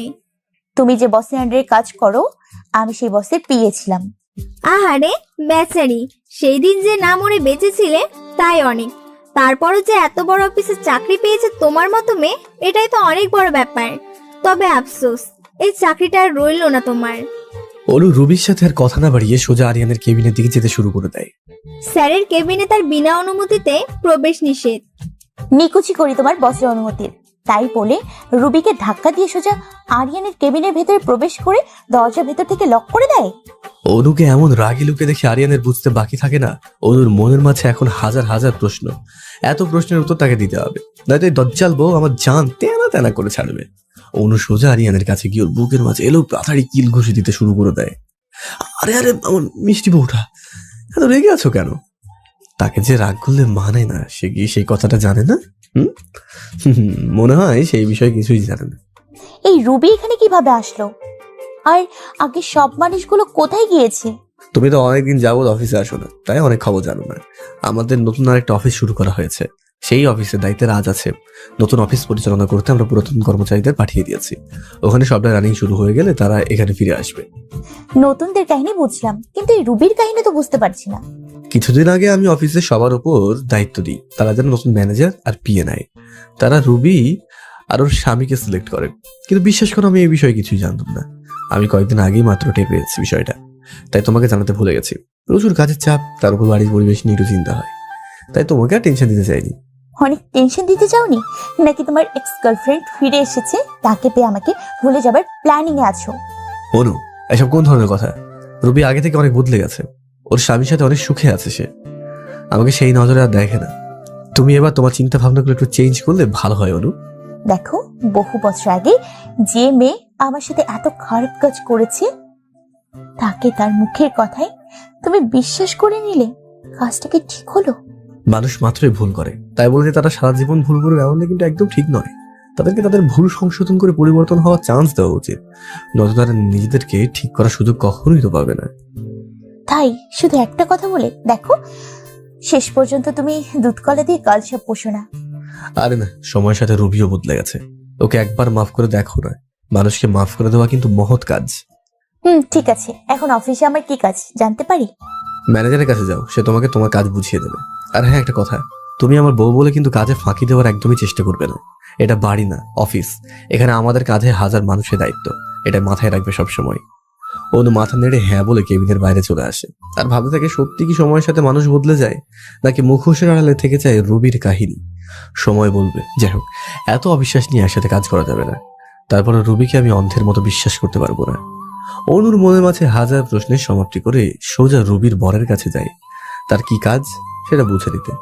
ম্যানেজার সাহেব অনুকে কোনো পার্সোনাল প্রশ্ন না করে সরল মনে সবকিছু বুঝিয়ে দিয়ে চলে যায়। অনু ম্যানেজার সাহেবের সাথে কিছু সময় কথা বলে বুঝতে পারে সে খুব ভালো মনের মানুষ, তবে তার বউ যে কতটা ভালো তা হয়তো সে জানে না। আর তাদের সুখের ঘরে পুরাতন কথার জাল বিছিয়ে দিয়ে ঘুণ পোকার ঘর বানিয়ে কারো সংসার অনু নষ্ট করতে চায় না। অনু 7 বাজে না ভেবে এক মনে কাজ করতে থাকে। এর মাঝে আরিয়ান অনুকে ফোন করে ওর কেবিনে আসতে বলে। অনু আরিয়ানের কেবিনে এসে দেখে রুবি আরিয়ানের পাশে দাঁড়িয়ে আছে, তাকে দেখে মিট মিট করে হাসছে। আমাকে ডাকার কারণ কি জানতে পারি? স্যার দেখেন মিস অনু কিভাবে আপনার সাথে কথা বলছে। অফিসের বসের সাথে কেউ এমন ভাবে কথা বলে? আমার জানা ছিল না। মিস অনু, এটা অফিস, আর আমি আপনার বিএফ নই যে এইভাবে কথা বলবেন। জি স্যার, ভুল হয়ে গেছে, মাফ করবেন। আমাকে ডেকেছেন স্যার? বস ডাক দিয়েছে যখন, তখন কারণ ছাড়া তো অবশ্যই ডাক দেয়নি, তাই না? এই ফাইলটা তুমি কমপ্লিট করেছো তাই না? হয়তো শিওর না। দেখো ফাইলের ভিতরে কতগুলো ভুল। একটা ফাইলের পেজ যদি ঠিক থাকে কি সব উল্টো পাল্টা এসব। হ্যাঁ, অনু ফাইলটা হাতে নিয়ে দেখে সে একটু আগে এই ফাইল সংশোধন করে ম্যানেজার সাহেবের কাছে দিয়েছে। তার মানে এইসব ম্যানেজার সাহেব করেছে। এই রুবির বর যে রুবির মতো শয়তান হবে তা আমার আগে বোঝা উচিত ছিল। অনু মনে মনে ভাবতে থাকে। মিস অনু, অফিসে দরকারি কোনো কাজে এমন গাফিলতি দ্বিতীয়বার একদম মেনে নেওয়া যাবে না, এই আমি বলে দিচ্ছি। এমন সময় আরিয়ানের কেবিনে নক করে রুবির বর প্রবেশ করে। আপনার কিছু বলার আছে ম্যানেজার সাহেব? স্যার, একটা মিস্টেক করে ভুল ফাইল এখানে এসেছে, তাই সঠিক ফাইল দিতে এসেছি আমি। এটা তো একদম ঠিকঠাক, আমার দরকারি ফাইল যেটা আমি চাচ্ছিলাম। সরি স্যার, অনু আমার কাছে সঠিক ফাইল দিয়েছিল, কিন্তু আমি ভুল করে ফুল ফাইল রবিকে দিয়েছি। মাফ করবেন স্যার, আমার জন্য এখানে সমস্যার সৃষ্টি হয়েছে। এই যে মিস অনু, এইখানে এইভাবে চুপ করে দাঁড়িয়ে থাকলে চলবে? নিজের ডেস্কটপে গিয়ে কাজে মন দাও। অনু আরিয়ানের দিকে তাকিয়ে আছে। সে এক মনে তার কাজ করছে, কেউ দেখে বলবে না তার সামনে দুইটা সুন্দরী মেয়ে দাঁড়িয়ে আছে। সেই দিকে তো তার কোনো খেয়ালই নেই। এত সাধের কপাল আমার, কি আর বলবো।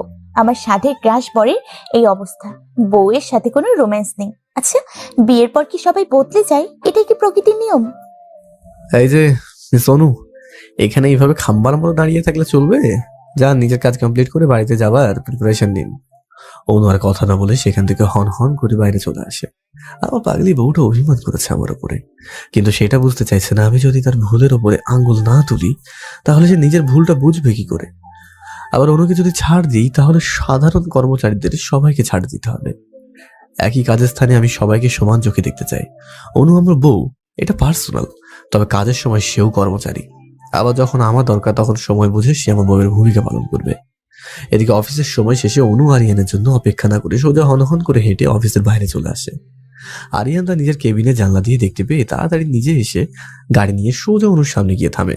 অনু পাশ কাটিয়ে চলে যেতে যায়, কিন্তু চৌধুরী বাড়ির বউ যে চাকরি করতে সে অফিসের বাইরে নিজের বরকে চিনতে পারবে না এমনটা কিন্তু কোথাও বলা নেই।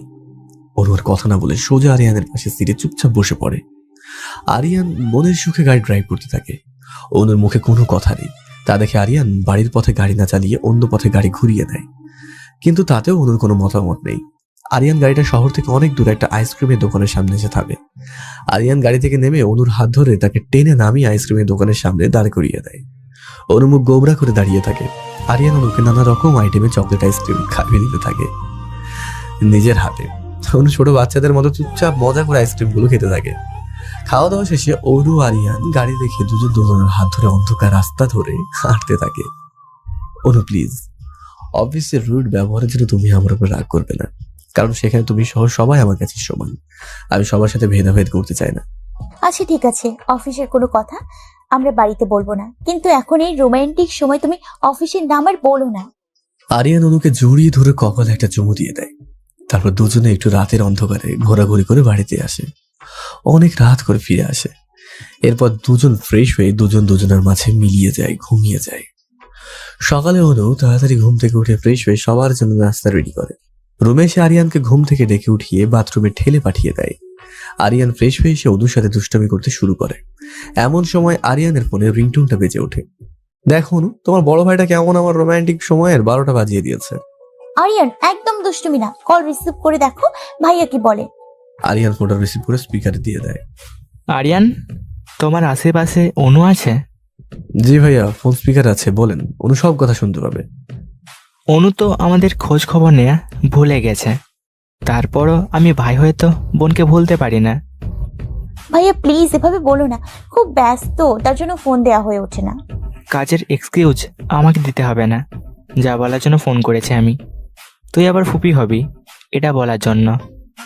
আলহামদুলিল্লাহ, আমি আবারও ফুপি হব, ভাবা যায় এই কথা? এটা তো সব থেকে বেশি আনন্দের খবর। আজ আমি না বললে হয়তো কিছুদিন পর বাচ্চার ডেলিভারি হওয়ার পর জানতে পারতিস। এতদিন হয়ে গেছে, কেউ আমাকে এই কথাটা বলার প্রয়োজন মনে করো নাই? তুই তো বিয়ের পর আমাদের পর করে দিয়েছিস। এতগুলো দিন মাস পার করে গেছে, না মা না বাবা, রিমা, মিষ্টি কারো কোনো খবর রাখিসনি। তাদের তুই ভুলে গিয়েছিস, তাই তারাও তোকে ভুলে গিয়েছে। হিসাব সমান সমান। সামনে শুক্রবার যাবো আমরা ওই বাড়িতে, চিন্তা করবেন না। আচ্ছা, দেখা যাবে জামাই শ্বশুর বাড়ির কথা মনে রাখে কি না। তুমি এই কাজটা একদম ঠিক করোনি, বাড়ির মানুষদের সাথে যোগাযোগ করা বাদ দিয়ে দিয়েছে। সরি, ভুল হয়ে গেছে। আমি আমার ক্রাশ বরকে পেয়ে বাকি সবাইকে ভুলে গেছি। তোমরা মেয়েরা ভুলে যাবে, আর যত দোষ আমাদের মতো নিরাপরাধ বেচারা বরদের হয়। এরপর অনু এই খুশির খবরটা বাড়ির সবাইকে দেয়। তাদের বাড়ির সবাই তো মহা খুশি হয় এই কথা শুনে। নাথ বউ, তুমি খুশির খবর কবে শোনাবে গো আমাদের? আল্লাপাক যেদিন চাইবে সেদিন শোনাবো ইনশাল্লাহ। এরপর ওরা সবাই যার যার মতো অফিসের জন্য বাড়ির বাইরে বেরিয়ে যায়। অনু আরিয়ানের সাথে অফিসে চলে যায়। এরপর ওরা সবাই যার যার মতো অফিসের জন্য বাড়ির বাইরে বেরিয়ে যায়। অনু আরিয়ান অফিসে চলে আসে। আজ একটা বড় কোম্পানির সাথে তারা ডিল সাইন করে। সেই ডিল সাইনের জন্য শুক্রবার একটা বড় পার্টির আয়োজন করে আরিয়ান। সেই উপলক্ষে অফিসের সবার দাওয়াত থাকে, তাই অনু আরিয়ান খুব ব্যস্ত, নানা রকম আয়োজন করতে হবে তাদের। এখন রুবির সাথে অনুর আর বাঁধে না, কারণ রুবির ঘাড়ে আরিয়ান বহু কাজ চাপিয়ে দিয়েছে, যার কারণে রুবির ইচ্ছা থাকলেও অনুর পিছনে লাগতে পারবে না। অনু, আরিয়ান, রিমি, রিডি, রাজ, আয়াত সহ চৌধুরী বাড়ির সবাই সেখানে পৌঁছে যায়। এদিকে অনুর বাড়ি থেকে আবির, রিমা আর মিষ্টি সেই অনুষ্ঠানে উপস্থিত হয়। এখানে রবি ব্যস্ত থাকার জন্য সে অনুকে আরিয়ানের সাথে আসতে দেখেনি। অনু মিষ্টিকে দেখে দৌড়ে গিয়ে তাকে জড়িয়ে ধরে। মিষ্টিকে কোলে ধরে সে ভিতরে নিয়ে আসে। রবি মিষ্টিকে অনুর কোলে দেখে ভাবে এটা হয়তো অনুর মেয়ে, তাই ভেবে শেষ পর্যন্ত আরিয়ান কারো ভাগ্যে জোটে নাই, না সে আমার হয়েছে না অনুর হয়েছে। যাক, দুজনে কেউই পায়নি, এটা ভেবে আমার কলিজায় শান্তি লাগছে। ভাবি, তোমার পেট দেখেই বোঝা যাচ্ছে তোমার বাবু হবে, কিন্তু সেই খবর আমি এতদিন পরে পেয়েছি। এটা কি ঠিক কাজ করলে তুমি বলো তো? যে ফুপি হবে সে যখন খবর রাখে না, তখন তাকে খবরটা লেট করে দিলে সমস্যা হয় না। এই জন্য বলে মেয়েরা বিয়ের পরে পর হয়ে যায়। তার উদাহরণ তুমি অনু। সরি ভাবি, সংসারে নানা রকম সমস্যায় জর্জরিত হয়ে আমি তোমাদের খোঁজ নেওয়ার কথা ভুলেই গেছিলাম। আরে পাগলি, আমরাও জানতাম না যে রিমা প্রেগনেন্ট। ওর তো এমনি সমস্যা ছিল, তাই বুঝতে পারিনি।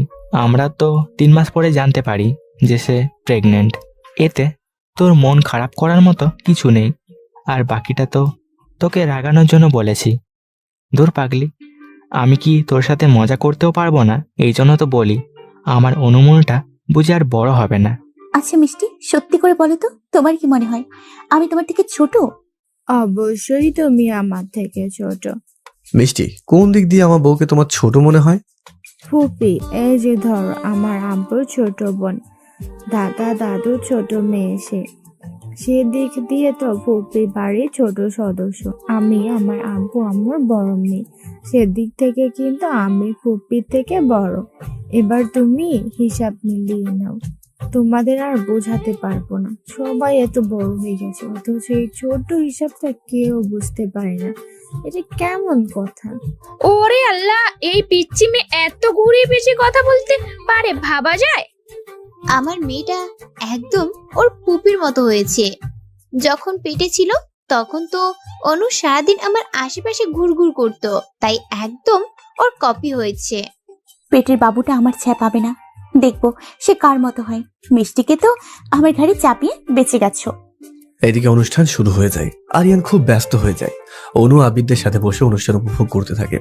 এমন সময় আরিয়ানের সব পার্টনারগুলো মিসেস আরিয়ানের সাথে দেখা করতে চায়।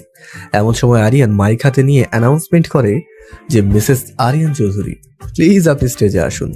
এত সুন্দর ছেলে, সে কি আর 5 বছর ফাঁকা থাকে? আমরা বিয়ে করে সংসার করতে পারি, আর সে করলে সমস্যা কেন হবে? এইসব ভেবে নিজেকে বোঝাতে থাকে। চল তুই আমার পিছনে পিছনে আসবি। অনু রিমির কথা মতো ওর পিছনে পিছনে যেতে থাকে। রুবি ভাবে রিমি হয়তো আরিয়ানের বউ, তাতে ওর কষ্ট হচ্ছে না। যদি রিমির স্থানে অনু থাকতো তাহলে অবশ্যই সে কষ্ট পেত। যথাযথ সময় রিমি স্টেজের কাছে গিয়ে সরে যায়, আর আরিয়ান এসে অনুর দিকে হাতটা বাড়িয়ে তাকে স্টেজের ওপর উঠিয়ে মাইক হাতে নিয়ে বলে, এটাই হচ্ছে মিসেস আরিয়ান চৌধুরী। রুবি আরিয়ানের বউ হিসেবে অনুকে দেখে তো রাগে তেলে বেগুনে জ্বলে ওঠে। সে সেখান থেকে বাইরে চলে যায়। আরিয়ান মাইকে বলার পর সবাই করতালি দিয়ে ওদের অভিনন্দন জানায়। আরিয়ান তার পার্টনার সহ অফিসের সব কর্মচারীদের সাথে অনু পরিচয় করিয়ে দেয়। স্যার, অনু ম্যাডাম আপনার বউ, তা তো আমরা কেউ আগে থেকে জানতাম না। আজকে জানতে পারছি উনি আমাদের ম্যাডাম হয়। কিছু সময় সঠিক হয় যখন কিছু পরিচয় সামনে আসতে হয়। অনু আমার বউ, সেই কথাটা সবার জানা দরকার ছিল। আজ তা সবাইকে জানিয়েও দিলাম। আমি আরিয়ানের বউ ঠিক আছে, তবে অফিসে আর সব সাধারণ কর্মচারীদের মতো আমিও সাধারণ। শুধু মিসেস চৌধুরী বলে আমার কাজে কোনো গাফিলতি দিতে পারবো না আমি, বা আমি চাইবো না আপনারা সবাই আমাকে মিসেস চৌধুরী বলে বেশি সম্মান করবেন। এরপর নানা রকম আয়োজনের মাধ্যমে অনুষ্ঠানটা শেষ হয়। অনুষ্ঠান শেষে সব অতিথিদের বিদায় দিয়ে আরিয়ান আবিরকে বলে তাদের সাথে তাদের বাড়িতে যেতে। তোমাদের কিন্তু আজ আমাদের বাড়িতে যাবার কথা ছিল, তাহলে সেই কথার কি হবে আরিয়ান? মিষ্টিকে আমাদের কাছে রেখে জানান, কাল সকালে সবকিছু ঠিকঠাক করে মিষ্টিকে নিয়ে আপনাদের বাড়িতে যাব। আর মিষ্টি যদি আমাদের সাথে থাকে তাহলে তো অবশ্যই আমাদের যেতে হবে ওই বাড়িতে। আব্বু, আমি ফুফির সাথে আজকে তাদের বাড়িতে থাকবো। মেয়ের কান্নাকাটি দেখে আবির মিষ্টিকে অনুর সাথে থাকার পারমিশন দিয়ে দেয়। এরপর সবাই নিজেদের গাড়িতে করে নিজ নিজ বাড়ির পথে রওনা দিয়ে দেয়। কিন্তু মাঝ পথে তাদের জীবনে ঝড় নেমে আসে। তাদের সব গাড়ির মধ্যে একটা গাড়ি মাঝ পথে খুব খারাপ ভাবে অ্যাক্সিডেন্ট করে। সেই গাড়ির মানুষের অবস্থা খুব খারাপ হয়ে যায়। খুশির রংগুলো যেন বেদনার রঙে বদলে জানি না কার জীবনের রং ধনুতে মিলিয়ে যাবে। হসপিটালের অপারেশন থিয়েটারের সামনে সবাই দাঁড়িয়ে আছে। কোথায় থেকে কিভাবে জীবনের রং বদলে যায় তা সত্যিই মানুষের অজানা।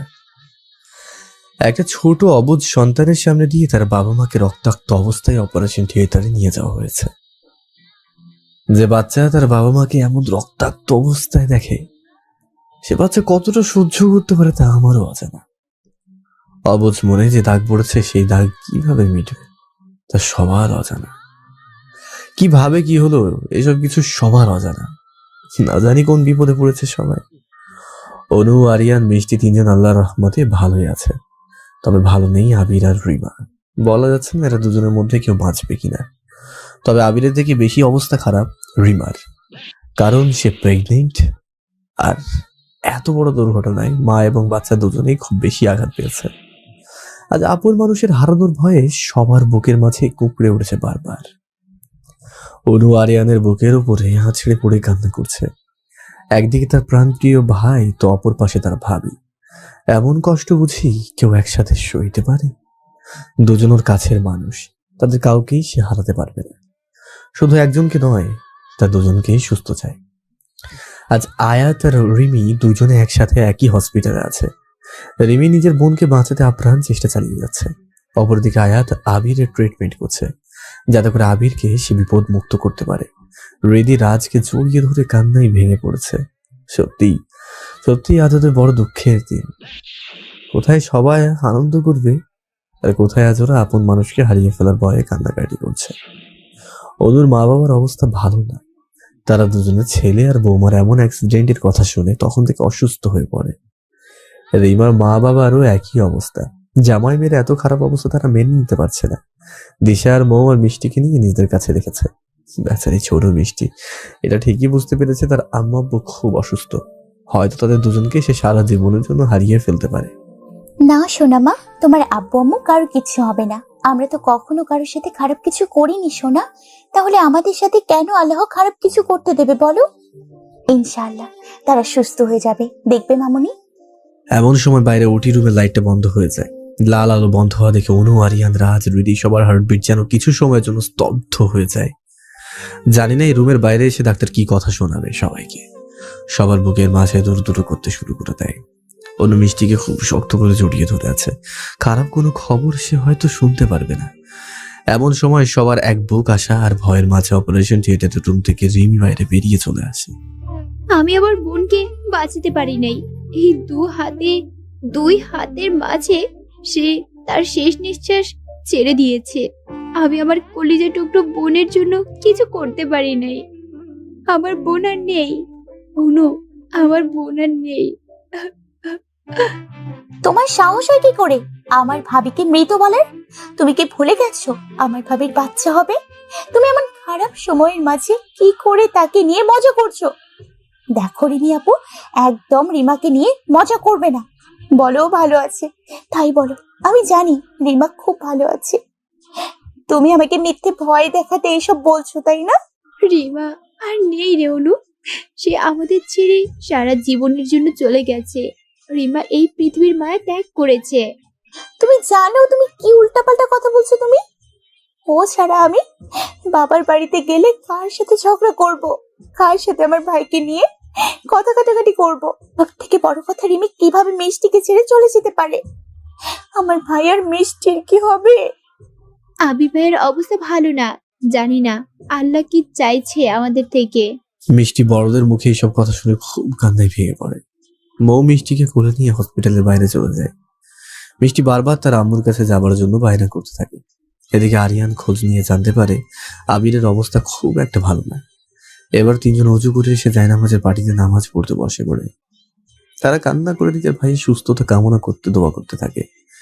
রিমাকে তারা হারিয়েছে, কিন্তু আবিরকে হারাতে চায় না। অনেক সময় পর আয়াত এসে ওদের বলে আবির ভাই এখন একটু ভালো, তবে জ্ঞান ফিরতে 2-3 দিন দেরি হতে পারে। তার শরীর আর ব্রেইন এত বড় আঘাত নিতে পারেনি। তার শরীর খুব দুর্বল। তাকে ঘুমের ইনজেকশন দেওয়া হয়েছে, যার কারণে সে কিছুদিন ঘুমের আবরণেই মরিয়ে থাকবে। অনু কান্না করে নিজের শরীর এতটা দুর্বল করে নিয়েছে যে তাকে আবার অন্য ডাক্তার নার্স চেক আপ করতে থাকলো। আজ আমাদের জীবনের সব থেকে খুশির দিন, কিন্তু আজকের এই কালো রাত্রি সবার জন্য বিষাদের মতো। এইভাবে গভীর কালো অভিশপ্ত রাত্রি পার হয়ে ভোরের আলো নিয়ে সকালের সূচনা করে। তবে আজ সবাই মিলে অনুদের বাড়িতে এসেছে তাদের বাড়ির বউকে চির বিদায় দিতে। মিষ্টি তো ওর আম্মুকে জড়িয়ে ধরে বসে থাকে, বলে সে তার আম্মুকে কোথাও যেতে দেবে না। তার আব্বু আসলে ঠিকই ওর আম্মু ঘুম থেকে উঠবে। বউ এসে মিষ্টিকে সেখান থেকে নিয়ে তার মাকে শেষবারের মতো দেখিয়ে আড়ালে নিয়ে চলে যায়। এদিকে বাড়ির সবাই মিলে রিমাজ জানাজা এবং দাফনের কাজ শেষ করে ফিরে আসে।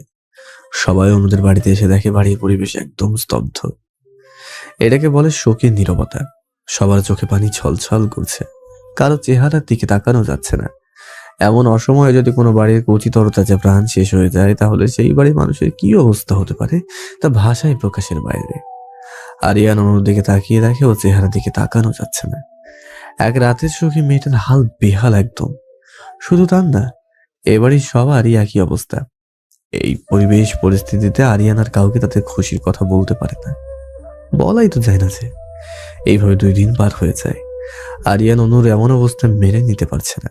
আরিয়ানের মাথার মধ্যে হাজারো চিন্তা ঘুরপাক খাচ্ছে। কোথা থেকে কিভাবে সবকিছু শুরু করবে বুঝতে পারছে না সে। এর মধ্যে আবিরের জ্ঞান ফিরে আসলে তাকে কিভাবে জানাবে এই দুঃখের কথাটা? উফ, সবকিছু আরিয়ানের মাথার ওপর দিয়ে যাচ্ছে। না না, অনুকে এইভাবে দেখতে পারছে না। বাড়ির সবার হাল অবস্থা এমন, চেহারা সে দেখতেই পারছে না। এবার আরিয়ানের কিছু করা দরকার। এইভাবে সবকিছু সে মেনে নিতে পারছে না। অনু এইভাবে কষ্টের মাঝে থাকলে হয়তো নিজের অজান্তেই বাচ্চারও ক্ষতি করতে পারে। সবকিছু এইভাবে এলোমেলো হয়ে গেছে। কি করে দেখতে হবে, জানতে হবে আমাকে। আরিয়ান নিজের অফিসে চলে আসে। ওর সাথে আয়াত আর রাজু আসে। 3 ভাই ত্রিভুজ আকৃতি হয়ে একসাথে চুপ করে বসে আছে। আজ আবির আর রিমার স্থানে আমার আর অনুর থাকার কথা ছিল। তোরা ভাবতে পারিস তাহলে কি হতো আমাদের দুজনের? সরি, দুজনের না। এই অ্যাক্সিডেন্ট হলে একসাথে 4টা জীবন শেষ হয়ে যেত। মানে কি? তুই কি বলতে চাইছিস? 4 জন কিভাবে আরিয়ান? আবি সেদিন আমার গাড়ি নিয়ে গিয়েছিল, ওই গাড়িটা আমার ছিল, তা তো কেউ জানে না। মানে এইসব কিভাবে হলো আরিয়ান? সেদিন তোরা সবাই গাড়ি নিয়ে যাওয়ার সময় হঠাৎ করে আবিরের গাড়িতে নষ্ট হয়ে যায়। অনেক রাত হয়েছিল আর রিমার ভাবির শরীর খারাপ লাগছিল, তাই আমি আমার গাড়ি নিয়ে ওদের বাড়িতে চলে যেতে বলি। আবির আমার গাড়ি নিয়ে সেদিন রাতে রওনা দেয়। আমি পরে বাড়ি থেকে ড্রাইভারকে অন্য গাড়ি নিয়ে আসতে বলি। সে অন্য গাড়ি মাঝপথে এসে শুনি ওদের অ্যাক্সিডেন্ট হয়েছে। এটা তোরা ভাবতে পারিস সেদিন ওই অ্যাক্সিডেন্ট আমাদের হবার কথা ছিল। আমার জন্য আজ আবিরের জীবনটাই নষ্ট হয়ে গেছে। যদি আমি ওদের অনুরোধ না করতাম তাহলে আজ আমাদের কবরে থাকতে হতো। তুমি যদি গাড়িটা ভাইকে না দিতে, তাহলে আমার বান্ধবীর মতো বোনকে আজ হারাতে হতো না। শুধু তোমার জন্য আজ আমার ভাবি মারা গেছে। আমার ভাই হসপিটালের বেডে মরার মতো পড়ে আছে, আর সেই বেচারা তো জানে না তার বউ আর হবু বাচ্চাটা আর বেঁচে নেই। তুমি জেনে শুনে ওদের মারার জন্য তোমার গাড়ি দিয়েছিলে, তাই না? আমার পরিবার তোমার কি ক্ষতি করেছিল বলবে প্লিজ, যেই জন্য আজ ওদের এই পরিণাম হলো? বিশ্বাস করো, আমি কিছুই জানতাম না। যদি জানতাম আমার গাড়িতে সমস্যা, তাহলে কখনো তাদের আমার গাড়িটা নিয়ে যেতে বলতাম না। এত কিছু আমি জানি না, বুঝতে চাই না। শুধু এটাই জানি তোমার জন্য আমার ভাইয়ের সুখের ঘরে আগুন লেগেছে। আমি তোমাকে কোনোদিনও মাফ করতে পারবো না। প্লিজ, আজকের পর তুমি আমার সাথে যোগাযোগ করার চেষ্টা করবা না। আমি তোমাকে যতবার দেখবো ততবার আমার অ্যাক্সিডেন্টের কথা মনে পড়বে। আসলে আমি যদি আগে জানতাম তোমাকে বিয়ে করলে আমার এমন একটা দিন দেখতে হবে, তাহলে কোনোদিনও তোমাকে আমার ক্রাশ বর হিসেবে গ্রহণ করতাম না। তোমার উপর যেদিন থেকে ক্রাশ খেয়েছি, সেদিন থেকে সমস্যা আমাকে তাড়া করছে। আমি অবুঝ ছিলাম, তাই জীবনের সব থেকে বড় ভুল কাজটা করেছি ক্রাশ খেয়ে, বলে সেখান থেকে সোজা চলে যাই। আরিয়ান অনুকে থামাতে চেষ্টা করে, কিন্তু অনু আরিয়ানের একটা কথাও শুনতে রাজি হয় না। তাই আরিয়ান অনুকে বোঝানো বৃথা চেষ্টা করে ছেড়ে দেয়, কারণ অনুর রাগ করাটাই স্বাভাবিক। আপন মানুষদের এমন অবস্থা দেখে কেউ স্বাভাবিক থাকতে পারে না। আরিয়ান নিজের কেবিনে এসে বসে নিজের মাথার চুল টেনে ছিঁড়তে থাকে। যে গাড়িটার অ্যাক্সিডেন্ট হয়েছে সেই গাড়িটা ব্রেক নষ্ট ছিল, যার কারণে যে গাড়ি ড্রাইভ করছিল গাড়িটা তার কন্ট্রোলের বাইরে চলে যায়। কেউ ইচ্ছে করে আমার গাড়ি ব্রেক নষ্ট করে দিয়েছিল। তুই কিভাবে জানতে পারলি বলবি? আমি বাড়ি থেকে যাওয়ার সময় নিজে গাড়ি ড্রাইভ করে গিয়েছি, তবে যাওয়ার সময় যখন সমস্যা হলো তখন আসার সময় সেই গাড়ির ব্রেক কিভাবে নষ্ট হয়ে গেল? তাহলে কেউ ইচ্ছে করে তোকে মারার জন্য গাড়ির ব্রেক নষ্ট করেছে? কিন্তু কে সে? জানতে হলে সেখানে যেতে হবে যেখানে এই গাড়িটা পার্ক করা ছিল। যার জন্য আমার জীবনে এমন ঝড় উঠেছে তাকে আমি একদমই মাফ করব না।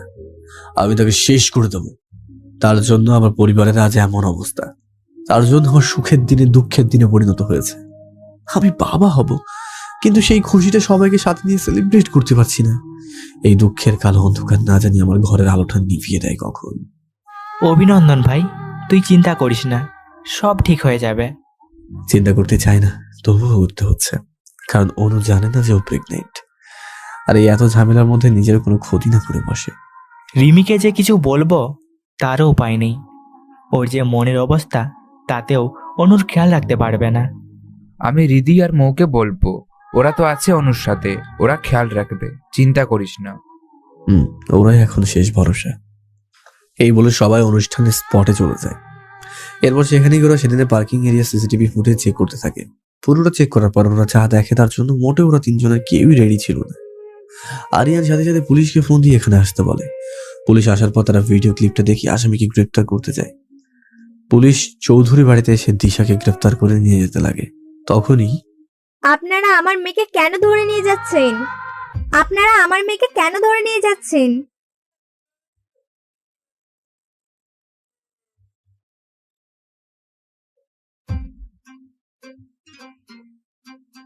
আমি খারাপ মাইন্ডের হতে পারি, তাই বলে তোকে এমন কোনো শিক্ষা দেইনি যাতে করে তুই তোর নিজের ভাই ভাবিকে মারার প্ল্যানিং করবি। আমি ছোট থেকে আরিয়ানকে ভালোবাসি, আর মাঝখানে কোথা থেকে এই অনু এসে আরিয়ানকে আমার কাছ থেকে কেড়ে নিয়েছে, তা আমি মেনে নিতে পারছি না। নিজে যদি না পাই তাহলে তাকে অন্য কারোর সাথে সুখে কি করে থাকতে দিব বলতে পারো? তাই আরিয়ান আমার হবে না, সে অনুরও থাকবে না। কিন্তু ভুল করে আরিয়ানের স্থানে অনুর ভাই ভাবি যাবে এটা তো জানতাম না। তবে ভালো হয়েছে, দেখুক এই মেয়ের জন্য ওর ভাইয়ের সংসার ভেঙে গুড়িয়ে গেছে। ছি, এত খারাপ কাজ করার পর তোর আফসোস হচ্ছে না? তুই মানুষ না, তুই জানোয়ার। কোনো জানোয়ার আমার মেয়ে হতেই পারে না। ইন্সপেক্টর সাহেব, ওকে নিয়ে যান, ওর সর্বোচ্চ শাস্তির ব্যবস্থা করবেন। পুলিশ দিশাকে নিয়ে চলে যায়। আমি ভাবতে পারি না আমার মেয়ে এতটা খারাপ কাজ করবে। তবে করা কাজের জন্য আমি লজ্জিত। আমাকে মাফ করে দেবেন সবাই। আমার শিক্ষাতে ভুল ছিল, যার ফল আজ এটা, বলে সে বাড়ি ছেড়ে চলে যায়। আমি ভাবতাম আমার মেয়েটা আরিয়ানের জন্য পাগলামি করে, হয়তো কোনোদিন সে অনুর ক্ষতি করতে পারে।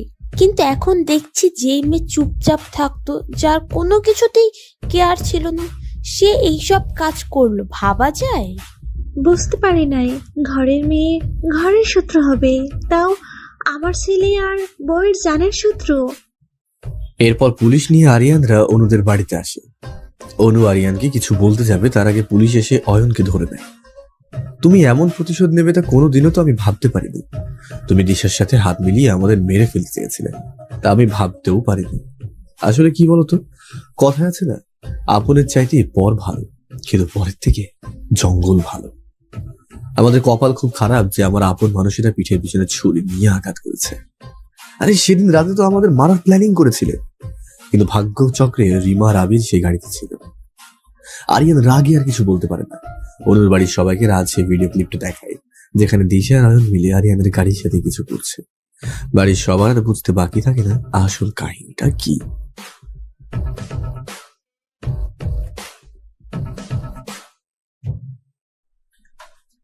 অয়ন কোনো কথা না বলে পুলিশের সাথে চলে যায়। অনু আরিয়ানের সাথে কোনো কথা বলে না। আরিয়ান শুধু অনুকে একটা কথাই বলে, আমি কখনো ভাবিনি আমাদের পরিবারের কেউ এমন কাজ করবে। ভেবেছিলাম রবি আমাদের দেখে জলে, সে হয়তো এমন কাজ করবে, কিন্তু দেখো ভাগ্যের কি খেলা। যাদের সন্দেহ তো দূরের কথা, অবিশ্বাস করি না, তারাই আজ বিশ্বাস ভেঙে টুকরো টুকরো করে দিয়েছে। যাকে অবিশ্বাস করি সেই বিশ্বাসের মান রেখেছে বলে চলে যায়। অনু চুপচাপ সেখানে পাথরের মনে দাঁড়িয়ে থাকে। এখন সে কি করবে জানে না। সামনে এখনো আবির ভাই আছে, তাকে সবটা জানতে হবে। সে সবটা জানার পর কেমন ভাবে সহ্য করবে তা অনুর এখনো অজানা। অনুর এখন বর নিয়ে চিন্তা নেই, তার ভাইকে নিয়ে চিন্তা। ক্রাশকে বর করার জন্য আজ কাছের মানুষরা অনুর সাথে শত্রুতা প্রকাশ করছে। এমন ক্রাশ বর তো আমি কোনোদিনও চাইনি, যার জন্য আমার আপন মানুষেরা কষ্টে থাকবে, আর তাদের কষ্ট দেখে আমি সারা জীবন কষ্ট পাবো। সময়ের সাথে বেদনাময় কালো আরেকটা দিনের সূচনা হয়। আবিরের জ্ঞান ফিরে আসে। আবিরের হাত পায়ে ব্যান্ডেজ করা, এগুলোতে সমস্যা হয়েছে কিছুদিন, আর কিছুদিন রেস্ট করলে অবশ্য ঠিক হয়ে যাবে আশা করা যায়। কিন্তু আবির জ্ঞান ফিরে পাওয়ার পর থেকে সে বারবার সবার কাছে রিমার খবর জানতে চাইছে। নিজের গর্ভবতী বউয়ের খবর জানতে চাওয়াটা তো স্বাভাবিক একটা ব্যাপার। বাড়ির কেউ মুখ ফুটে কিছু বলার সাহস করে উঠতে পারছে না। ছেলের এমন অবস্থা, তার মাঝে কি কোনো বাবা মা তার ছেলেকে সহধর্মিনী হারানোর শোকের খবর দিতে পারে? অনুর মা এক কোণে দাঁড়িয়ে শাড়ির আঁচল মুখ লুকিয়ে নীরবে চোখের পানি ফেলতে থাকে। অনু, রিমি, রেডি চুপচাপ পাথরের মতো দাঁড়িয়ে আছে। ওদের কাছে যে আজ আবিরের কোনো করা প্রশ্নের উত্তর নেই। আবির বারবার প্রশ্ন করতে থাকে, এই অনু, রিমা কেমন আছে রে? রিমার কিছু হয়নি তো? ওর যদি কিছু হয় তাহলে তো বেবির ক্ষতি হবে। অনু তার বান্ধবীর মতো বোন এবং ভাবিকে হারিয়ে সে কষ্টের স্মৃতি ভুলতে পারছে না। তার মাঝে নিজের ভাইকে তো আর মিথ্যা সান্ত্বনা দিতে পারে না। কিন্তু বাড়ির সবাই কোন মুখে এই কথা আবিরকে জানাবে? কারো বুকে এত সাহস নেই যে আবিরকে রিমার মৃত্যুর খবর বলবে। সবাই যখন সংকুচিত হয়ে ভাবছিল কিভাবে বলা যায়, তখন সকলের কষ্ট কম করে দেয় মিষ্টি এসে। তার বাবার জ্ঞান ফিরে আসার কথা শুনে মৌয়ের সাথে ছুটে চলে আসে হাসপাতালে বাবাকে দেখতে। মিষ্টি দৌড়ে গিয়ে তার বাবার গলা জড়িয়ে ধরে কান্না করতে থাকে। আবির তার অপর হাত দিয়ে মেয়েকে নিজের বুকের সাথে জড়িয়ে ধরে থাকে। এরপর আবিরের সামনে মিষ্টি বসে কান্না করতে থাকে। আরে আমার মেয়েটা এমন বোকাদের মতো কান্না করছে কেন? জানো বাবা, আজ কতদিন আম্মুকে জড়িয়ে ধরে ঘুমাতে পারি না। আম্মু আমাকে খাইয়ে দেয় না, একটু আদরও করে না। গোসল করায়, খাবার খাওয়ানো, ঘুম পাড়ানি, কবিতা বলে ঘুম পাড়িয়ে দেওয়া না। জানো বাবা, আমার আম্মুর জন্য খুব কষ্ট হয়। তাই বলে নিজের বুকে ঠিক বাম পাশে হাত দিয়ে কথাটা বলে। মিষ্টি মামুনি, আম্মুর উপর রাগ করতে নেই। সোনা মেয়ে আমার, তোমার আম্মুর শরীর হয়তো ভালো না, এই জন্য তোমার খেয়াল রাখতে পারছে না। আমাদের বাড়িতে যখন নতুন বেবি আসবে তখন থেকে ঠিক আগের মতো খেয়াল রাখবে তোমায়। তুমি মিলিয়ে নিও আমার কথা। আমি আম্মুর ওপর রাগ করব কেন? আর আম্মু তো অসুস্থ না। জানো বাবা, আমাদের বাড়িতে আর নতুন বেবি আসবে না। সে আর আম্মু আমার উপরে রাগ করেছে, আমি যে সেদিন রাতে আম্মুর সাথে ছিলাম না তাই। না সোনা মেয়ে, আম্মুর উপরে অভিমান করতে নেই। সে তোমাকে বাড়ির সবার থেকে বেশি ভালোবাসে, তাই তোমার পর রাগ করার প্রশ্নই আসে না। জানো বাবা, আম্মু আমার উপর অভিমান করে তার নিজের বাড়িতে চলে গেছে।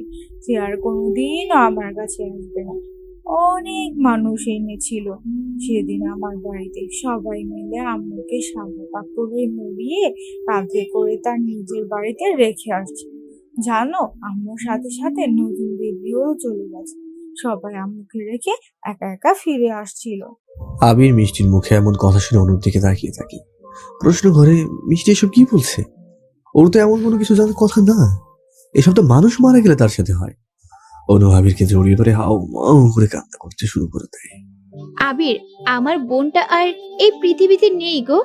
সে আমাদের সবাইকে ফাঁকি দিয়ে চলে গেছে, আর কোনোদিন তাকে আমাদের মাঝে পাবো না। আবির কোনোভাবেই কথাটা মেনে নিতে রাজি না যে রিমা মারা গেছে। তাকে এইভাবে কোনোদিন রিমা ছেড়ে দিতে পারে না। তোমরা আমার সাথে মজা করছো, তাই না? আরে দেখো, জীবিত মানুষকে নিয়ে এভাবে মজা করতে নেই। রিমা গর্ভবতী। ওর নামে এমন মিথ্যা কথা বললে তার প্রভাব বাচ্চার উপরে পড়বে। আবির, কেউ মিথ্যা কথা বলছে না, এটাই সত্যি। রিমা আর আমাদের মাঝে নেই। আমি চিৎকার দিয়ে মিষ্টিকে ছড়িয়ে ধরে কান্না করতে থাকে। আবিরের কান্না করা দেখে বাড়ির বাকি সদস্যরা কেউ নিজেদের সামনে রাখতে পারে না। সবাই আবিরের সাথে কাঁদতে শুরু করে দেয়। রোগীর অবস্থা তো বেশি ভালো না। আপনারা যদি এভাবে ভেঙে পড়েন তাহলে রোগীর কি হবে?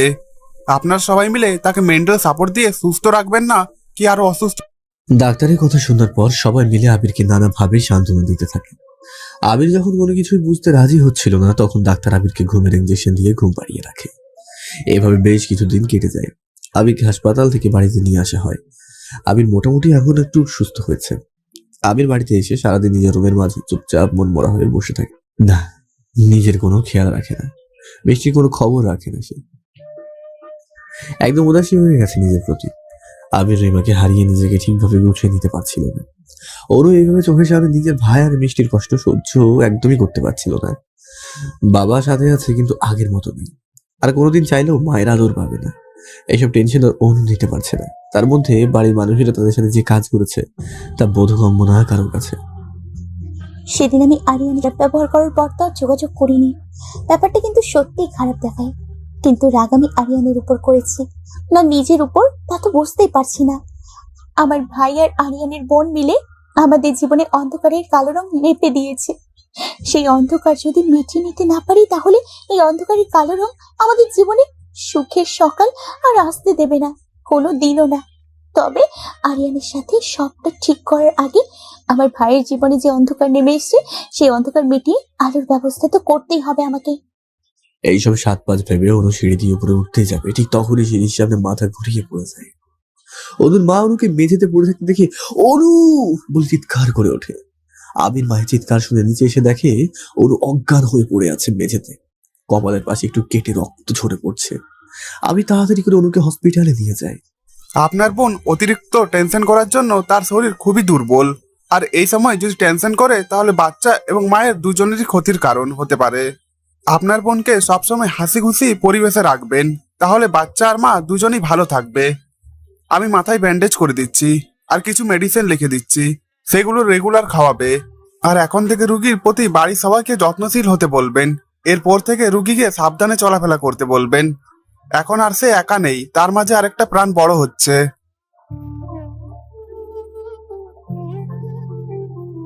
অনুর মা হওয়ার কথা শুনে আবির খুশি হবে নাকি কষ্ট পাবে রিমার জন্য, সেটাকে কিছুতেই বুঝতে পারছে না। অনুর জ্ঞান ফিরে ডাক্তারের মুখে এমন কথা শুনে নিজের পেটে হাত দিয়ে শুয়ে থাকে। এমন সময় অনুর 2 চোখ বেয়ে পানি গড়িয়ে পড়তে থাকে। অনুর সামনে আবির দাঁড়িয়ে আছে। অনু নিজের ভাইকে দেখে বুঝতে চেষ্টা করছে আসলে আবির মামা হবে তার জন্য খুশি নাকি রিমার কথা মনে পড়ে যাওয়ার জন্য দুঃখী সে। এমন সময় আরিয়ান অনুর খবর পেয়ে সেখানে ছুটে চলে আসে। আবিরের সাথে কথা না বলে সোজা অনুকে জড়িয়ে ধরে বলে, তুমি তুমি ঠিক আছো তো? তোমার কোনো সমস্যা? তুমি বেবির কথা জানলে কি করে? আমরা তো মাত্র জানতে পেরেছি। আমি অনেকদিন আগে থেকে জানি তুমি গর্ভবতী। রিমা ভাবি যেদিন মারা গেছেন সেদিন তুমি অসুস্থ হয়ে পড়েছিলে, তোমার মনে আছে? হ্যাঁ, কিন্তু তাতে কি হয়েছে? সেদিন ডাক্তার তোমার কিছু টেস্ট করায় আর তাতে জানতে পারে তুমি প্রেগনেন্ট। ও, তুমি এতদিন ধরে জানতে আমি প্রেগনেন্ট আর আমাকে এই কথাটা বলার প্রয়োজন মনে করনি? আসলে সেদিন পরিস্থিতি এমন ছিল না যে তোমাকে এই খবরটা জানাতে পারি। পরিস্থিতি এমন ছিল না বুঝলাম, তবে এরপরে কি আমাকে জানানো যেত না, নাকি জানানোর প্রয়োজন বোধ করনি বলো? আর যদি আমার সাথে এর থেকে বেশি খারাপ কিছু হয়ে যেত, তাহলে কি সারা জীবন আফসোস করার জন্য আমি বেঁচে থাকতাম, নাকি আপনি এমন কিছু চেয়েছিলেন হোক আমার সাথে? অনু, আমি তোমাদের দুইজনকে ভালোবাসি, এমনটা আমি স্বপ্নেও ভাবতে পারি না। আমার বাচ্চা হবে, আমার জীবনের এত বড় খুশির খবর আপনি একা জেনে বসে রইলেন। এটা ঠিক কাজ করেননি আপনি, বুঝলেন? এমন সময় আবির অনুর হাত ধরে ওকে আরিয়ানের সামনে থেকে নিয়ে সোজা বাড়িতে চলে আসে। পরিস্থিতি কি আর আমার অনুকে আমার কাছে আসতে দেবে না? উফ, বউ আমার বাচ্চা, আমি আছি বনবাসে, এটা মোটেই ঠিক কাজ না। পরিস্থিতি যত বিপরীত দিকে চলতে থাকুক না কেন, আরিয়ান সব পরিস্থিতি নিজের অনুকূলে আনতে জানে। আরিয়ান পরের দিন সকালে নিজের ব্যাগ বস্তা নিয়ে সোজা শ্বশুর বাড়িতে গিয়ে উপস্থিত হয়। অনুর বাবা মা তাদের জামাইকে এমন অবস্থা দেখে একদম অবাক হয়ে যায়। আব্বাজান, আপনি ভালো আছেন তো? জানি এমন পরিস্থিতিতে ভালো থাকা যায় না, তারপরও ভাগ্যের উপর তো কারো হাত নেই, একমাত্র আল্লাহ জানে কার ভাগ্যে কি লেখা আছে। জি বাবাজি, তুমি ঠিক কথা বলেছ, সবকিছু আল্লাহ ভরসা। দেখেন, আমি জানি এটা খুব খারাপ সময় যাচ্ছে সবার জন্য। রিমা ভাবি আমাদের সবাইকে ছেড়ে চলে গেছে, তার জন্য এখন দোয়া দান এগুলো করতেই হবে। মন খারাপ তো হবেই যখন তার কথা মনে পড়বে। তার জন্য তার সবার জীবন থেমে থাকবে না, আমাদের সবাইকে সময়ের সাথে সামনের দিকে এগিয়ে যেতে হবে। এখন অনু প্রেগনেন্ট, এই অবস্থায় যদি বাড়ির পরিবেশ এমন খারাপ থাকে তাহলে ও আর আমার হবু বাচ্চার জন্য তা খুবই খারাপ প্রভাব পড়বে। এদিকে মিষ্টি ছোট একটা বাচ্চা মেয়ে, আপনাদের সবার উচিত ওর প্রতি বিশেষভাবে খেয়াল রাখা। সেই ছোট বয়সে তার মাকে হারিয়ে ফেলেছে, কেউ ইচ্ছা করলেও তার জীবনে মায়ের চাহিদা পূরণ করতে পারবে না। মায়ের মতো তো আর কেউ হতে পারে না, তাই ওর অবুঝ মনে যেন খারাপ কোনো দাগ না পড়ে, সেদিকে সবার খেয়াল রাখতে হবে।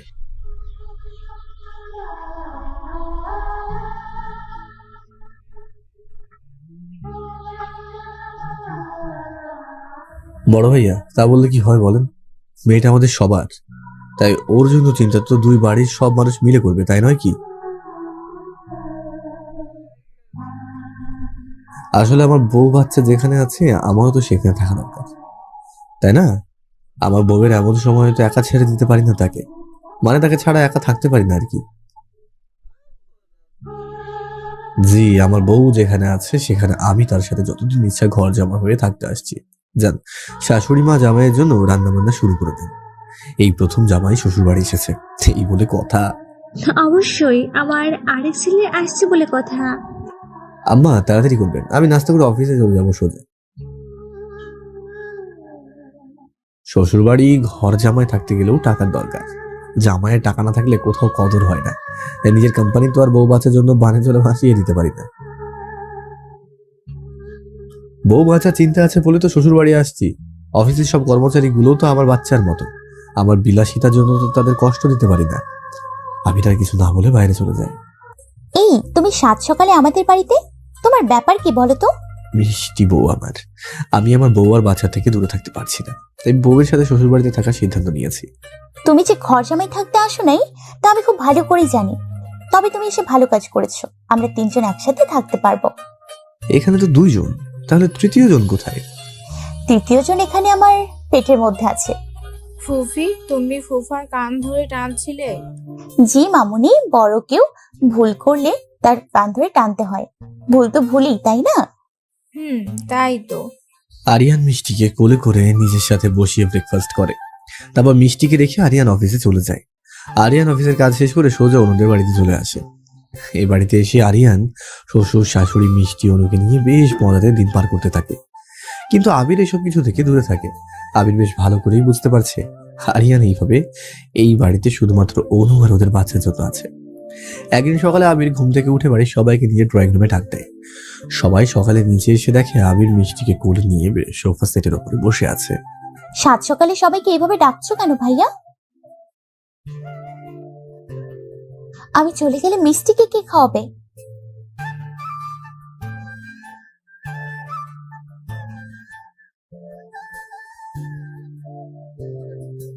এরপর অনু আরিয়ান চলে যায় নিজেদের বাড়িতে। ওখানে গিয়ে দেখে বাড়ির পরিবেশ একদম বদলে গেছে। রিদি, রাজ সবাই ওদের বাড়িতে ফিরে গেছে। এখন এই বাড়িতে রিমি আর অনু শুধু বউ, তবে মাঝে মাঝে রাজ রিদি বেড়াতে আসে। অনুর এই বাড়িতে আসার পর থেকে সবাই অনুর খুব বেশি খেয়াল রাখে, কেউ অনুকে কোনো কাজ করতে দেয় না। এমনকি মৌ এই বাড়িতে চলে এসেছে, যতদিন না অনুর বাচ্চা হবে ততদিন অনুর খেয়াল রাখবে সে। দাদিমা তো অনুকে সারাদিন নানা রকম খাবার খাওয়ানো থাকে, এটা বাচ্চার জন্য ভালো হবে, ওটা বাচ্চার জন্য ভালো হবে, এইসব আর কি। আরিয়ান মাঝে মাঝে অফিস থেকে আসার সময় মিষ্টিকে সাথে করে বাড়িতে নিয়ে আসে। একদিন হঠাৎ করে মিষ্টির খুব জ্বর আসে, ছোট মেয়েটা একদম নিস্তেজ হয়ে যায় জ্বরে। রিমি আর অনু মিষ্টিকে নিয়ে খুব চিন্তায় পড়ে যায়। এদিকে বাড়ির কেউ অনুকে সারা রাত জেগে মিষ্টির কাছে থাকতে দেবে না, অনু মিষ্টিকে ছাড়া থাকবে না। ভাবি তুমি যাও, আমি মিষ্টির খেয়াল রাখবো, তুমি নিজের আর হবু বেবির খেয়াল রাখো। তোমার এমন সময় রাত জাগা ঠিক হবে না। অনু তুমি যাও, আমি আর আয়াত তো আছি নাকি। মিষ্টি কিন্তু আমার বোনের মেয়ে, ওর প্রতি ভালোবাসা আমার কিন্তু একটুও কম নেই। অনু আর কিছু না বলে নিজের রুমে চলে যায়। এদিকে পরের দিন সকালে ঘুম থেকে উঠে এসে দেখে মিষ্টি মৌকে জড়িয়ে ধরে ঘুমিয়ে আছে, তার পাশে রিমি ঘুমিয়ে রয়েছে। তুমি আমাকে একটু কোলে করে বাথরুমে নিয়ে যাবে, আমার ভালো লাগছে না। অনু মিষ্টিকে কোলে নিতেই যাবে, এমন সময় অনুর পেটে হাতটা ব্যথা করে ওঠে, তাতে অনু আহ বলে চিৎকার করে ওঠে। কিরে তোর কি হলো? অনুমা আমাকে কোলে নিতে গিয়েছিল, তার পেটে ব্যথা করেছে। তুমি অনুর কোলে কেন উঠতে গিয়েছিলে? জানো না অনুমার বাবু হবে? অমন উঁচু পেট নিয়ে তোমাকে কি করে কোলে নিবে? বাচ্চা মেয়ে এত কি বোঝো? সারা রাত জ্বরে ছিল মেয়েটা, তাই হয়তো ভালো লাগছিল না, কোলে উঠতে চেয়েছিল, তাই বলে মিষ্টিকে কোলে নিয়ে মৌ চলে যায়। রিমি অনুকে সিঁড়ি দিয়ে নামাতেই যাবে, এমন সময় আরিয়ান এসে অনুকে কোলে করে সিঁড়ি দিয়ে নামিয়ে নিজের সাথে করে হাসপাতালে নিয়ে আসে। আরে অনু, অভিনন্দন তোকে, তুই 2 বাচ্চার মা হবি, ভাবা যায়? বাহ, 2টা বেবি, ভাবা যায়? চিন্তার কোনো কিছু নেই, এই সময় এমন ব্যথা হতেই পারে, এতে ভয় পাবার মতো কিছু নেই। এরপর আমরা সবাই বাড়িতে এসে সবাইকে হিট ডাবল খুশির খবর দেয়। 2 বাড়ির সবাই তো খুব খুশি, ওরও 2টা বাচ্চা হবে বলে কথা। এদিকে আরিয়ান রাজ ভাবতে বসেছে, তাদের 2টা বাচ্চা হবে। বাচ্চার নাম তো ঠিক করতে হবে, কি নাম রাখা যায় ওদের? বাচ্চার বাবা আর চাচা তোমরা, তাই বাচ্চার সুন্দর 2টা নাম রাখার দায়িত্ব তোমাদের। বাচ্চার খালাদের বুঝি দায়িত্ব নেই? আছে তো, তোমাদের বাস দেওয়া আর বাচ্চাকে লালন পালন করা, বলে দৌড়ে পালিয়ে চলে যায়। স্রোতহীন সময়ে তীরে ভেসে যায় মানুষের জীবন, সেই নিয়মের সাথে বদলে যায় সবকিছু নিয়ম। সময়ের স্রোতে ভেসে যায় কষ্টের কালো দিনগুলো। আমি নিজেকে গুছিয়ে নিয়েছে শুধু নিজের মেয়েটার মুখের দিকে তাকিয়ে। এদিকে অনু আরিয়ানের ঘর আলো করে জন্ম নেয় তাদের 2 সন্তান, এক ছেলে আর একটা মেয়ে। আরিয়ান ভালোবেসে তাদের নাম রেখেছে আনিশা এবং অর্ণব। এদের 2জনকে নিয়ে বেশ ভালো দিন কেটে যাচ্ছে অনু এবং আরিয়ানের। অনু একা হাতে এদের বড় করতে পারবে না, তাই বাড়ির সবাই সব সময় ওদের নানাভাবে সাহায্য করতে থাকে। আনিশা তো আয়াত আর রিমি জান, তারা 2জন বাড়িতে এসে আগে ওকে নিজেদের কাছে নিয়ে আসে। আয়াত পালে রাতের বেলাও আনিশাকে নিজেদের কাছে রাখে। আফসোস, এত ছোট বাচ্চাকে তো আর মায়ের কাজ ছাড়া করা যায় না, তাই আয়াত জোর করে আনিশাকে নিজের কাছে রাখতে পারে না। মাঝে মধ্যে তো আরিয়ানের সাথে আনিশাকে নিয়ে আয়াতের ঝগড়াও বেঁধে যায়। ছেলে মেয়ে 2টা আমার, তোমাদের কেন হতে যাবে শুনি? আল্লাহ, এরা দেখে এখনো বাচ্চা আছে, কোথায় নিজেরা বাচ্চাদের আদর যত্ন করে বড় করবে না, সেখানে এনারা নিজেরাই বাচ্চা ভাগাভাগি নিয়ে পড়ে আছে। তখন না হয় নিজেদের মুখেই বলবে ওরা কার। এবার তো ততদিনের অপেক্ষা করো তোমরা, নাকি সেই সময় পর্যন্ত সহ্য হচ্ছে না? এদিকে মিষ্টি এই বাড়িতে এসে দেখে অনুদার বাচ্চাদের কত আদর করে গোসল করায়, কোলে পিঠে রেখে সব সময় আদর করে, কত যত্ন নিয়ে তাদের বড় করছে। এসব দেখে মিষ্টির খুবই কষ্ট হয়। আমার আম্মু থাকলেও হয়তো আমাকে, আমাদের বাবু আর আমাকে এমন করেই আদর করতো। আমার আম্মু নেই বলে আজ আমার প্রতি সবার আদর কমে গেছে হয়তো।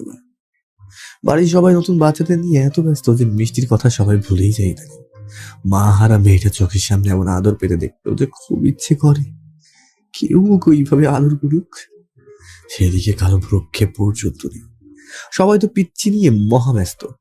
অনু বাচ্চা হবার পর থেকে তো রেডি এ বাড়িতে চলে এসেছে। রেডি বাচ্চাদের ছেড়ে ওই বাড়িতে যেতে চায় না, বাচ্চার মায়া যে বড় মায়া। রাজ তো অর্ণব বলতে পাগল, সে তো ঘুম থেকে জাগে অর্ণবকে দেখার বায়না করে। তোমার জন্য দেখছি আরেকটা অর্ণবের ব্যবস্থা করতে হবে। আরে 100টা অর্ণব দাও আমাকে, আমিও তো চাই আমাদের বাচ্চা হোক অনেকগুলো। আল্লাহ, তাই বলে 100টা বাচ্চা কেমনে সম্ভব? তোমার মাথা ঠিক আছে তো? আরে এটা তো কথার কথা, 100 জন লাগবে না, আপাতত 1 জনকে দাও, তাহলেই হবে জানে মন আমার। তোমাকে নিয়ে আর পারি না, এই বাচ্চাদের জন্য দেখি বাড়ির সবাই পাগল। দেখো কত কাহিনী হয়ে গেছে আমাদের জীবনে, তারপর এদের আগমন হয়েছে নতুন করে। যদি এদের সাথে নিয়ে সুখে না থাকতে পারি তাহলে কাদের সাথে সুখে থাকবো বলো তো? সুখে থাকার পুরো ব্যাপারটা আমাদের হাতে থাকে। কিছু সময় নিজের ইচ্ছা, রাগ, জেদ, ইগো এই সবকিছু কম্প্রোমাইজ করলে সবাইকে নিয়ে সুখে থাকা যায়। তবে একা নিজের চেষ্টায় এসব সম্ভব নয়। সবাইকে মিলেমিশে কম্প্রোমাইজ করতে হবে, তবে সুখের দেখা মিলবে, হয়তো না। তোমার কথা ঠিক। অনু, বাচ্চাদের পেয়ে মিষ্টির কথা ভুলে যেও না। ও বাচ্চা মেয়ে। সবাই যদি বাচ্চাদের নিয়ে এভাবে আহ্লাদ করতে থাকে, ওর কচি মনে তা কিন্তু প্রভাবিত করবে। তুমি ঠিক কথা বলেছো। আমি বাচ্চাদের নিয়ে এত ব্যস্ত যে মিষ্টির কথা ভুলেই গিয়েছি। বাচ্চাদের সাথে ওকে একটু আদর করলে ফুরিয়ে যায় না আদরটা। কথাটা সবসময় মনে রাখবে অনু। ভাইয়া, তুমি কাজের জন্য বাইরে থাকো, সে সময় কিন্তু মিষ্টির কাছে মাও থাকতে পারে না। মা নানা কাজে ব্যস্ত হয়ে সব সময় মিষ্টিকে সময় দিতে পারে না। মিষ্টির জন্য হলেও তোমার হবে যে তোমার অনুপস্থিতিতে মিষ্টির খেয়াল রাখবে।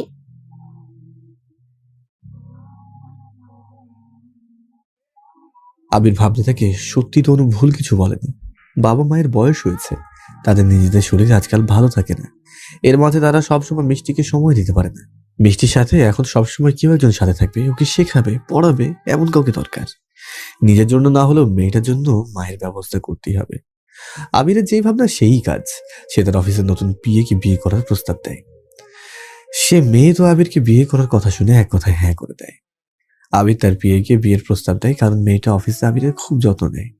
আর আবির বুঝতে পারে মেয়েটা তাকে পছন্দ করে, আর হাতের কাছে এত ভালো মেয়ে থাকতে বহু দূরে কেন বুঝতে যাবে।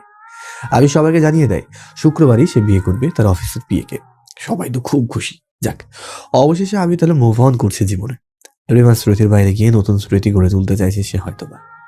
এদিকে নানা রকম আয়োজনের মাধ্যমে বিয়ে দিনটা এসে উপস্থিত হয়। আবির তার পরিবারকে নিয়ে কমিউনিটি সেন্টারে গিয়ে উপস্থিত হয়, যে হলটা আবির নিজের বিয়ের জন্য বুকিং দিয়েছে। বিয়ের আসরে বসে বর বেশে আবির বসে রয়েছে, সাথে সে মিষ্টিকে কোলে নিয়ে বসে আছে। তোমার কোলের মেয়েটা কি হয় বাবাজি? কে রে হিয়া, তুই না বলেছিলি তোর বরের আগের বউয়ের বাচ্চা মারা গেছে? তাহলে আমি যে এখন তার কোলে একটা বাচ্চা মেয়ে দেখে আসলাম। সেই মেয়েকে সে নিজের মেয়ে বলে দাবি করছে, আর সেই বাচ্চার জন্য তোকে বিয়ে করতে এসেছে, তোকে সৎমা বানিয়ে নিয়ে যাবে। সে কথা নিজের মুখে বলেছে আমাকে। এই মেয়েটা আপনার মেয়ে? আমি জানতাম অ্যাক্সিডেন্টে আপনার বউ বাচ্চা মারা গেছে, সেই জন্য আপনাকে বিয়ে করতে রাজি হয়েছি। নয়তো আগে যদি জানতাম আপনার একটা মেয়ে আছে, তাহলে কখনো বিয়ের জন্য হ্যাঁ বলতাম না। আমি একটা শর্তে আপনাকে বিয়ে করতে রাজি আছি, যদি আপনি আমাদের বিয়ের পরে মেয়েটাকে এতিমখানাতে রেখে আসেন, নয়তো আমি আপনাকে বিয়ে করব না।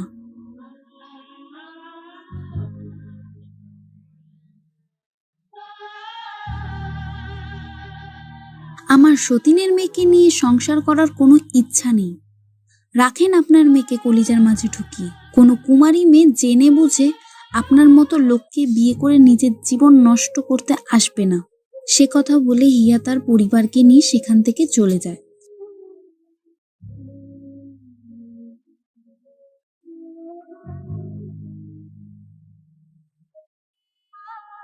সবাই চুপচাপ মাথা নিচু করে দাঁড়িয়ে আছে।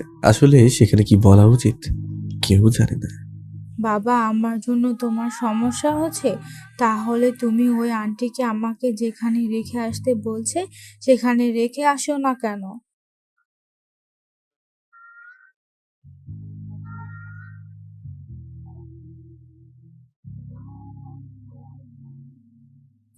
যাদের মা থাকে না তাদের বাবা কখনোই মায়ের মতো হতে পারে না বাবা। মা তো মায়ের মতোই হয়। তুমি তো মায়ের মতো করে ভালোবাসতে পারো না আমাকে। কাজী সাহেব, আমি মিস্টার আবির খানকে বিয়ে করতে চাই, আপনি আমাদের বিয়ের ব্যবস্থা করেন। বাড়ির সবাই তো একদম হাঁ করে তাকিয়ে থাকে।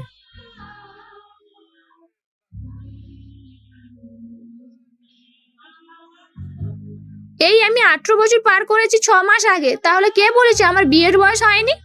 আজ বিয়ে করলে কাল বাচ্চার মা হতে পারবো, তাহলে 5 বছরের বাচ্চার মা কেন হতে পারবো না? এই মিষ্টি, আমি তোমার মা হলে সমস্যা আছে তোমার কোনো? না, আমার কোনো সমস্যা নেই মৌমা। আমার মেয়ে রাজি, সেখানে বাড়ির কারোর আপত্তি থাকার কথাই নেই, কারণ বিয়েটা আমি নিজের ইচ্ছেই করছি।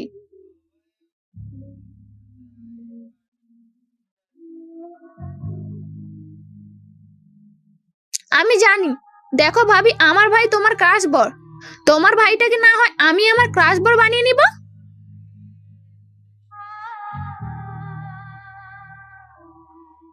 আবির ভাইকে প্রথম যেদিন দেখেছিলাম সেদিন ক্রাশ খেয়েছিলাম। আফসোস, সে বিবাহিত আর একটা বাচ্চা ছিল। আজ যখন তাকে আপন করা পাওয়ার সুযোগ এসেছে, তখন কেন আমি এই সুযোগটাকে হাতছাড়া করতে যাব? আমি তো আবিরকেই বিয়ে করতে, মিষ্টিকে নিয়ে সুখের সংসার করতে চাই। শুধু তোমরা সবাই আমার পাশে থাকো, তাহলেই হবে। এরপর আর কেউ কিছু বলে না। যেখানে নিজের মেয়ে বিবাহিত ছেলেকে বিয়ে করতে চাইছে, সেখানে কারো কিছু বলা থাকে না। তবুও আবির দ্বিমত পোষণ করে, কিন্তু মিষ্টির জোরাজোরিতে সেও রাজি হয়ে যায়। এরপর মৌ আর আবিরের বিয়ের শুভ কাজটা সম্পূর্ণ হয়ে যায়। এরপর দেখতে দেখতে অনেকগুলো বছর পার হয়ে যায়। আল্লাহর রহমতে মৌ মিষ্টির আসল মায়ের মতো মা হতে না পারলেও ভালো একটা মা হয়ে দেখিয়েছে সবাইকে। এদিকে মৌ আর আবিরের ঘর আলো করে আরেকটা মেয়ে জন্ম হয়েছে। তাই বলে মৌয়ের বৃষ্টির প্রতি ভালোবাসা একটুও কমেনি। এদিকে রাজ আর রীতির ঘরে দুইটা ছেলে বাবু হয়েছে। বেচারা রাজ নিজের ছেলেদের নিয়ে বেশ নাকানি চোপানি খাচ্ছে। তুমি আগে যেমন ফাজিল ছিলে, তোমার ছেলেগুলো একদম তোমার মতো হয়েছে। রিমি আর আয়াতের এক ছেলে বাবু আছে শুধু। রিমির আর কোনো বাবু হবে না কোনোদিন। আয়াত আর রিমি ওই এক ছেলেকে নিয়ে খুব সুখে আছে। তার সাথে আরিয়ানের মেয়ে তো আছেই। এদিকে অনুর ছেলে অর্ণ বেশ মাঝি হয়েছে। তাদের বাড়িতে মিষ্টি বেচারি তার ভয়ে আসতে পারে না। আম্মু, মিষ্টিকে আমার সিনিয়র বউ বানাতে চাই। ওই ফাজিল বলা, ওই তোর বড় বোন হয়? তোর বয়সে কত বড় তা তুই জানিস? হোক বড়, তাতে আমার কি? আরে বাচ্চা মানুষ, বড় হলে এসব কথা সে ভুলে যাবে। বাচ্চা ছেলে কথা কানে নিতে নেই, তাহলে কান পচে যাবে। তাই বলে আরিয়ান অনুর কোলে থাকা ছোট পিচ্চি মেয়েটাকে আদর করে। আর হ্যাঁ, বলতেই তো ভুলে গেছি, অনু আরিয়ানের ঘর আলো করে আরেকটা ছোট্ট পরী আগমন করেছে। ভালোবেসে তার নাম রাখা হয় আশা। তাকে নিয়ে এখন অনুর দিনগুলো বেশ ভালোভাবেই কেটে যাচ্ছে। অনু আরিয়ানের ভালোবাসার গভীর থেকে গভীরতম হয়েছে। ওরা ওদের 3 বাচ্চা নিয়ে খুব সুখেই দিন পার করছে। অনু আরিয়ানের ভালোবাসা ছায়া তোলে 3 বাচ্চাকে বড় করছে, আর সবাই মিলেমিশে থাকতে চেষ্টা করছে। সবার জীবনে সুখ দুঃখ আসবেই, এটাই স্বাভাবিক। তাই বলে দুঃখের সময় নিজের বুদ্ধিকে সব সময় কাজে লাগাতে হবে। আর সবাই যে জীবনের নিজের ক্রাশকে বর হিসেবে পাবে এমনটা কিন্তু না। ক্রাশকে বর হিসেবে পাওয়াটা ভাগ্যের একটা ব্যাপার। সবার ভাগ্যে আবার ক্রাশকে বর হিসেবে পাওয়া লেখা থাকে না। যারা ক্রাশকে পেয়ে যায় তারা তো অনেক ভাগ্যবান। এতদিন ধরে এই গল্পটাকে ভালোবেসে পড়ার জন্য সবাইকে অনেক অনেক ধন্যবাদ। গল্পটা ভালো লাগলে চ্যানেলটা সাবস্ক্রাইব করবেন। আর আমি শামীম, আমাকে সরাসরি দেখতে হলে, আমার মুখে ভালোবাসার গল্প সরাসরি শুনতে হলে ইউটিউবে সার্চ করুন ভয়েস অফ শামীম। সেখানে অবশ্যই আমাকে পেয়ে যাবেন। চ্যানেলটা সাবস্ক্রাইব করে আমাদের সাথেই থাকবেন। ধন্যবাদ।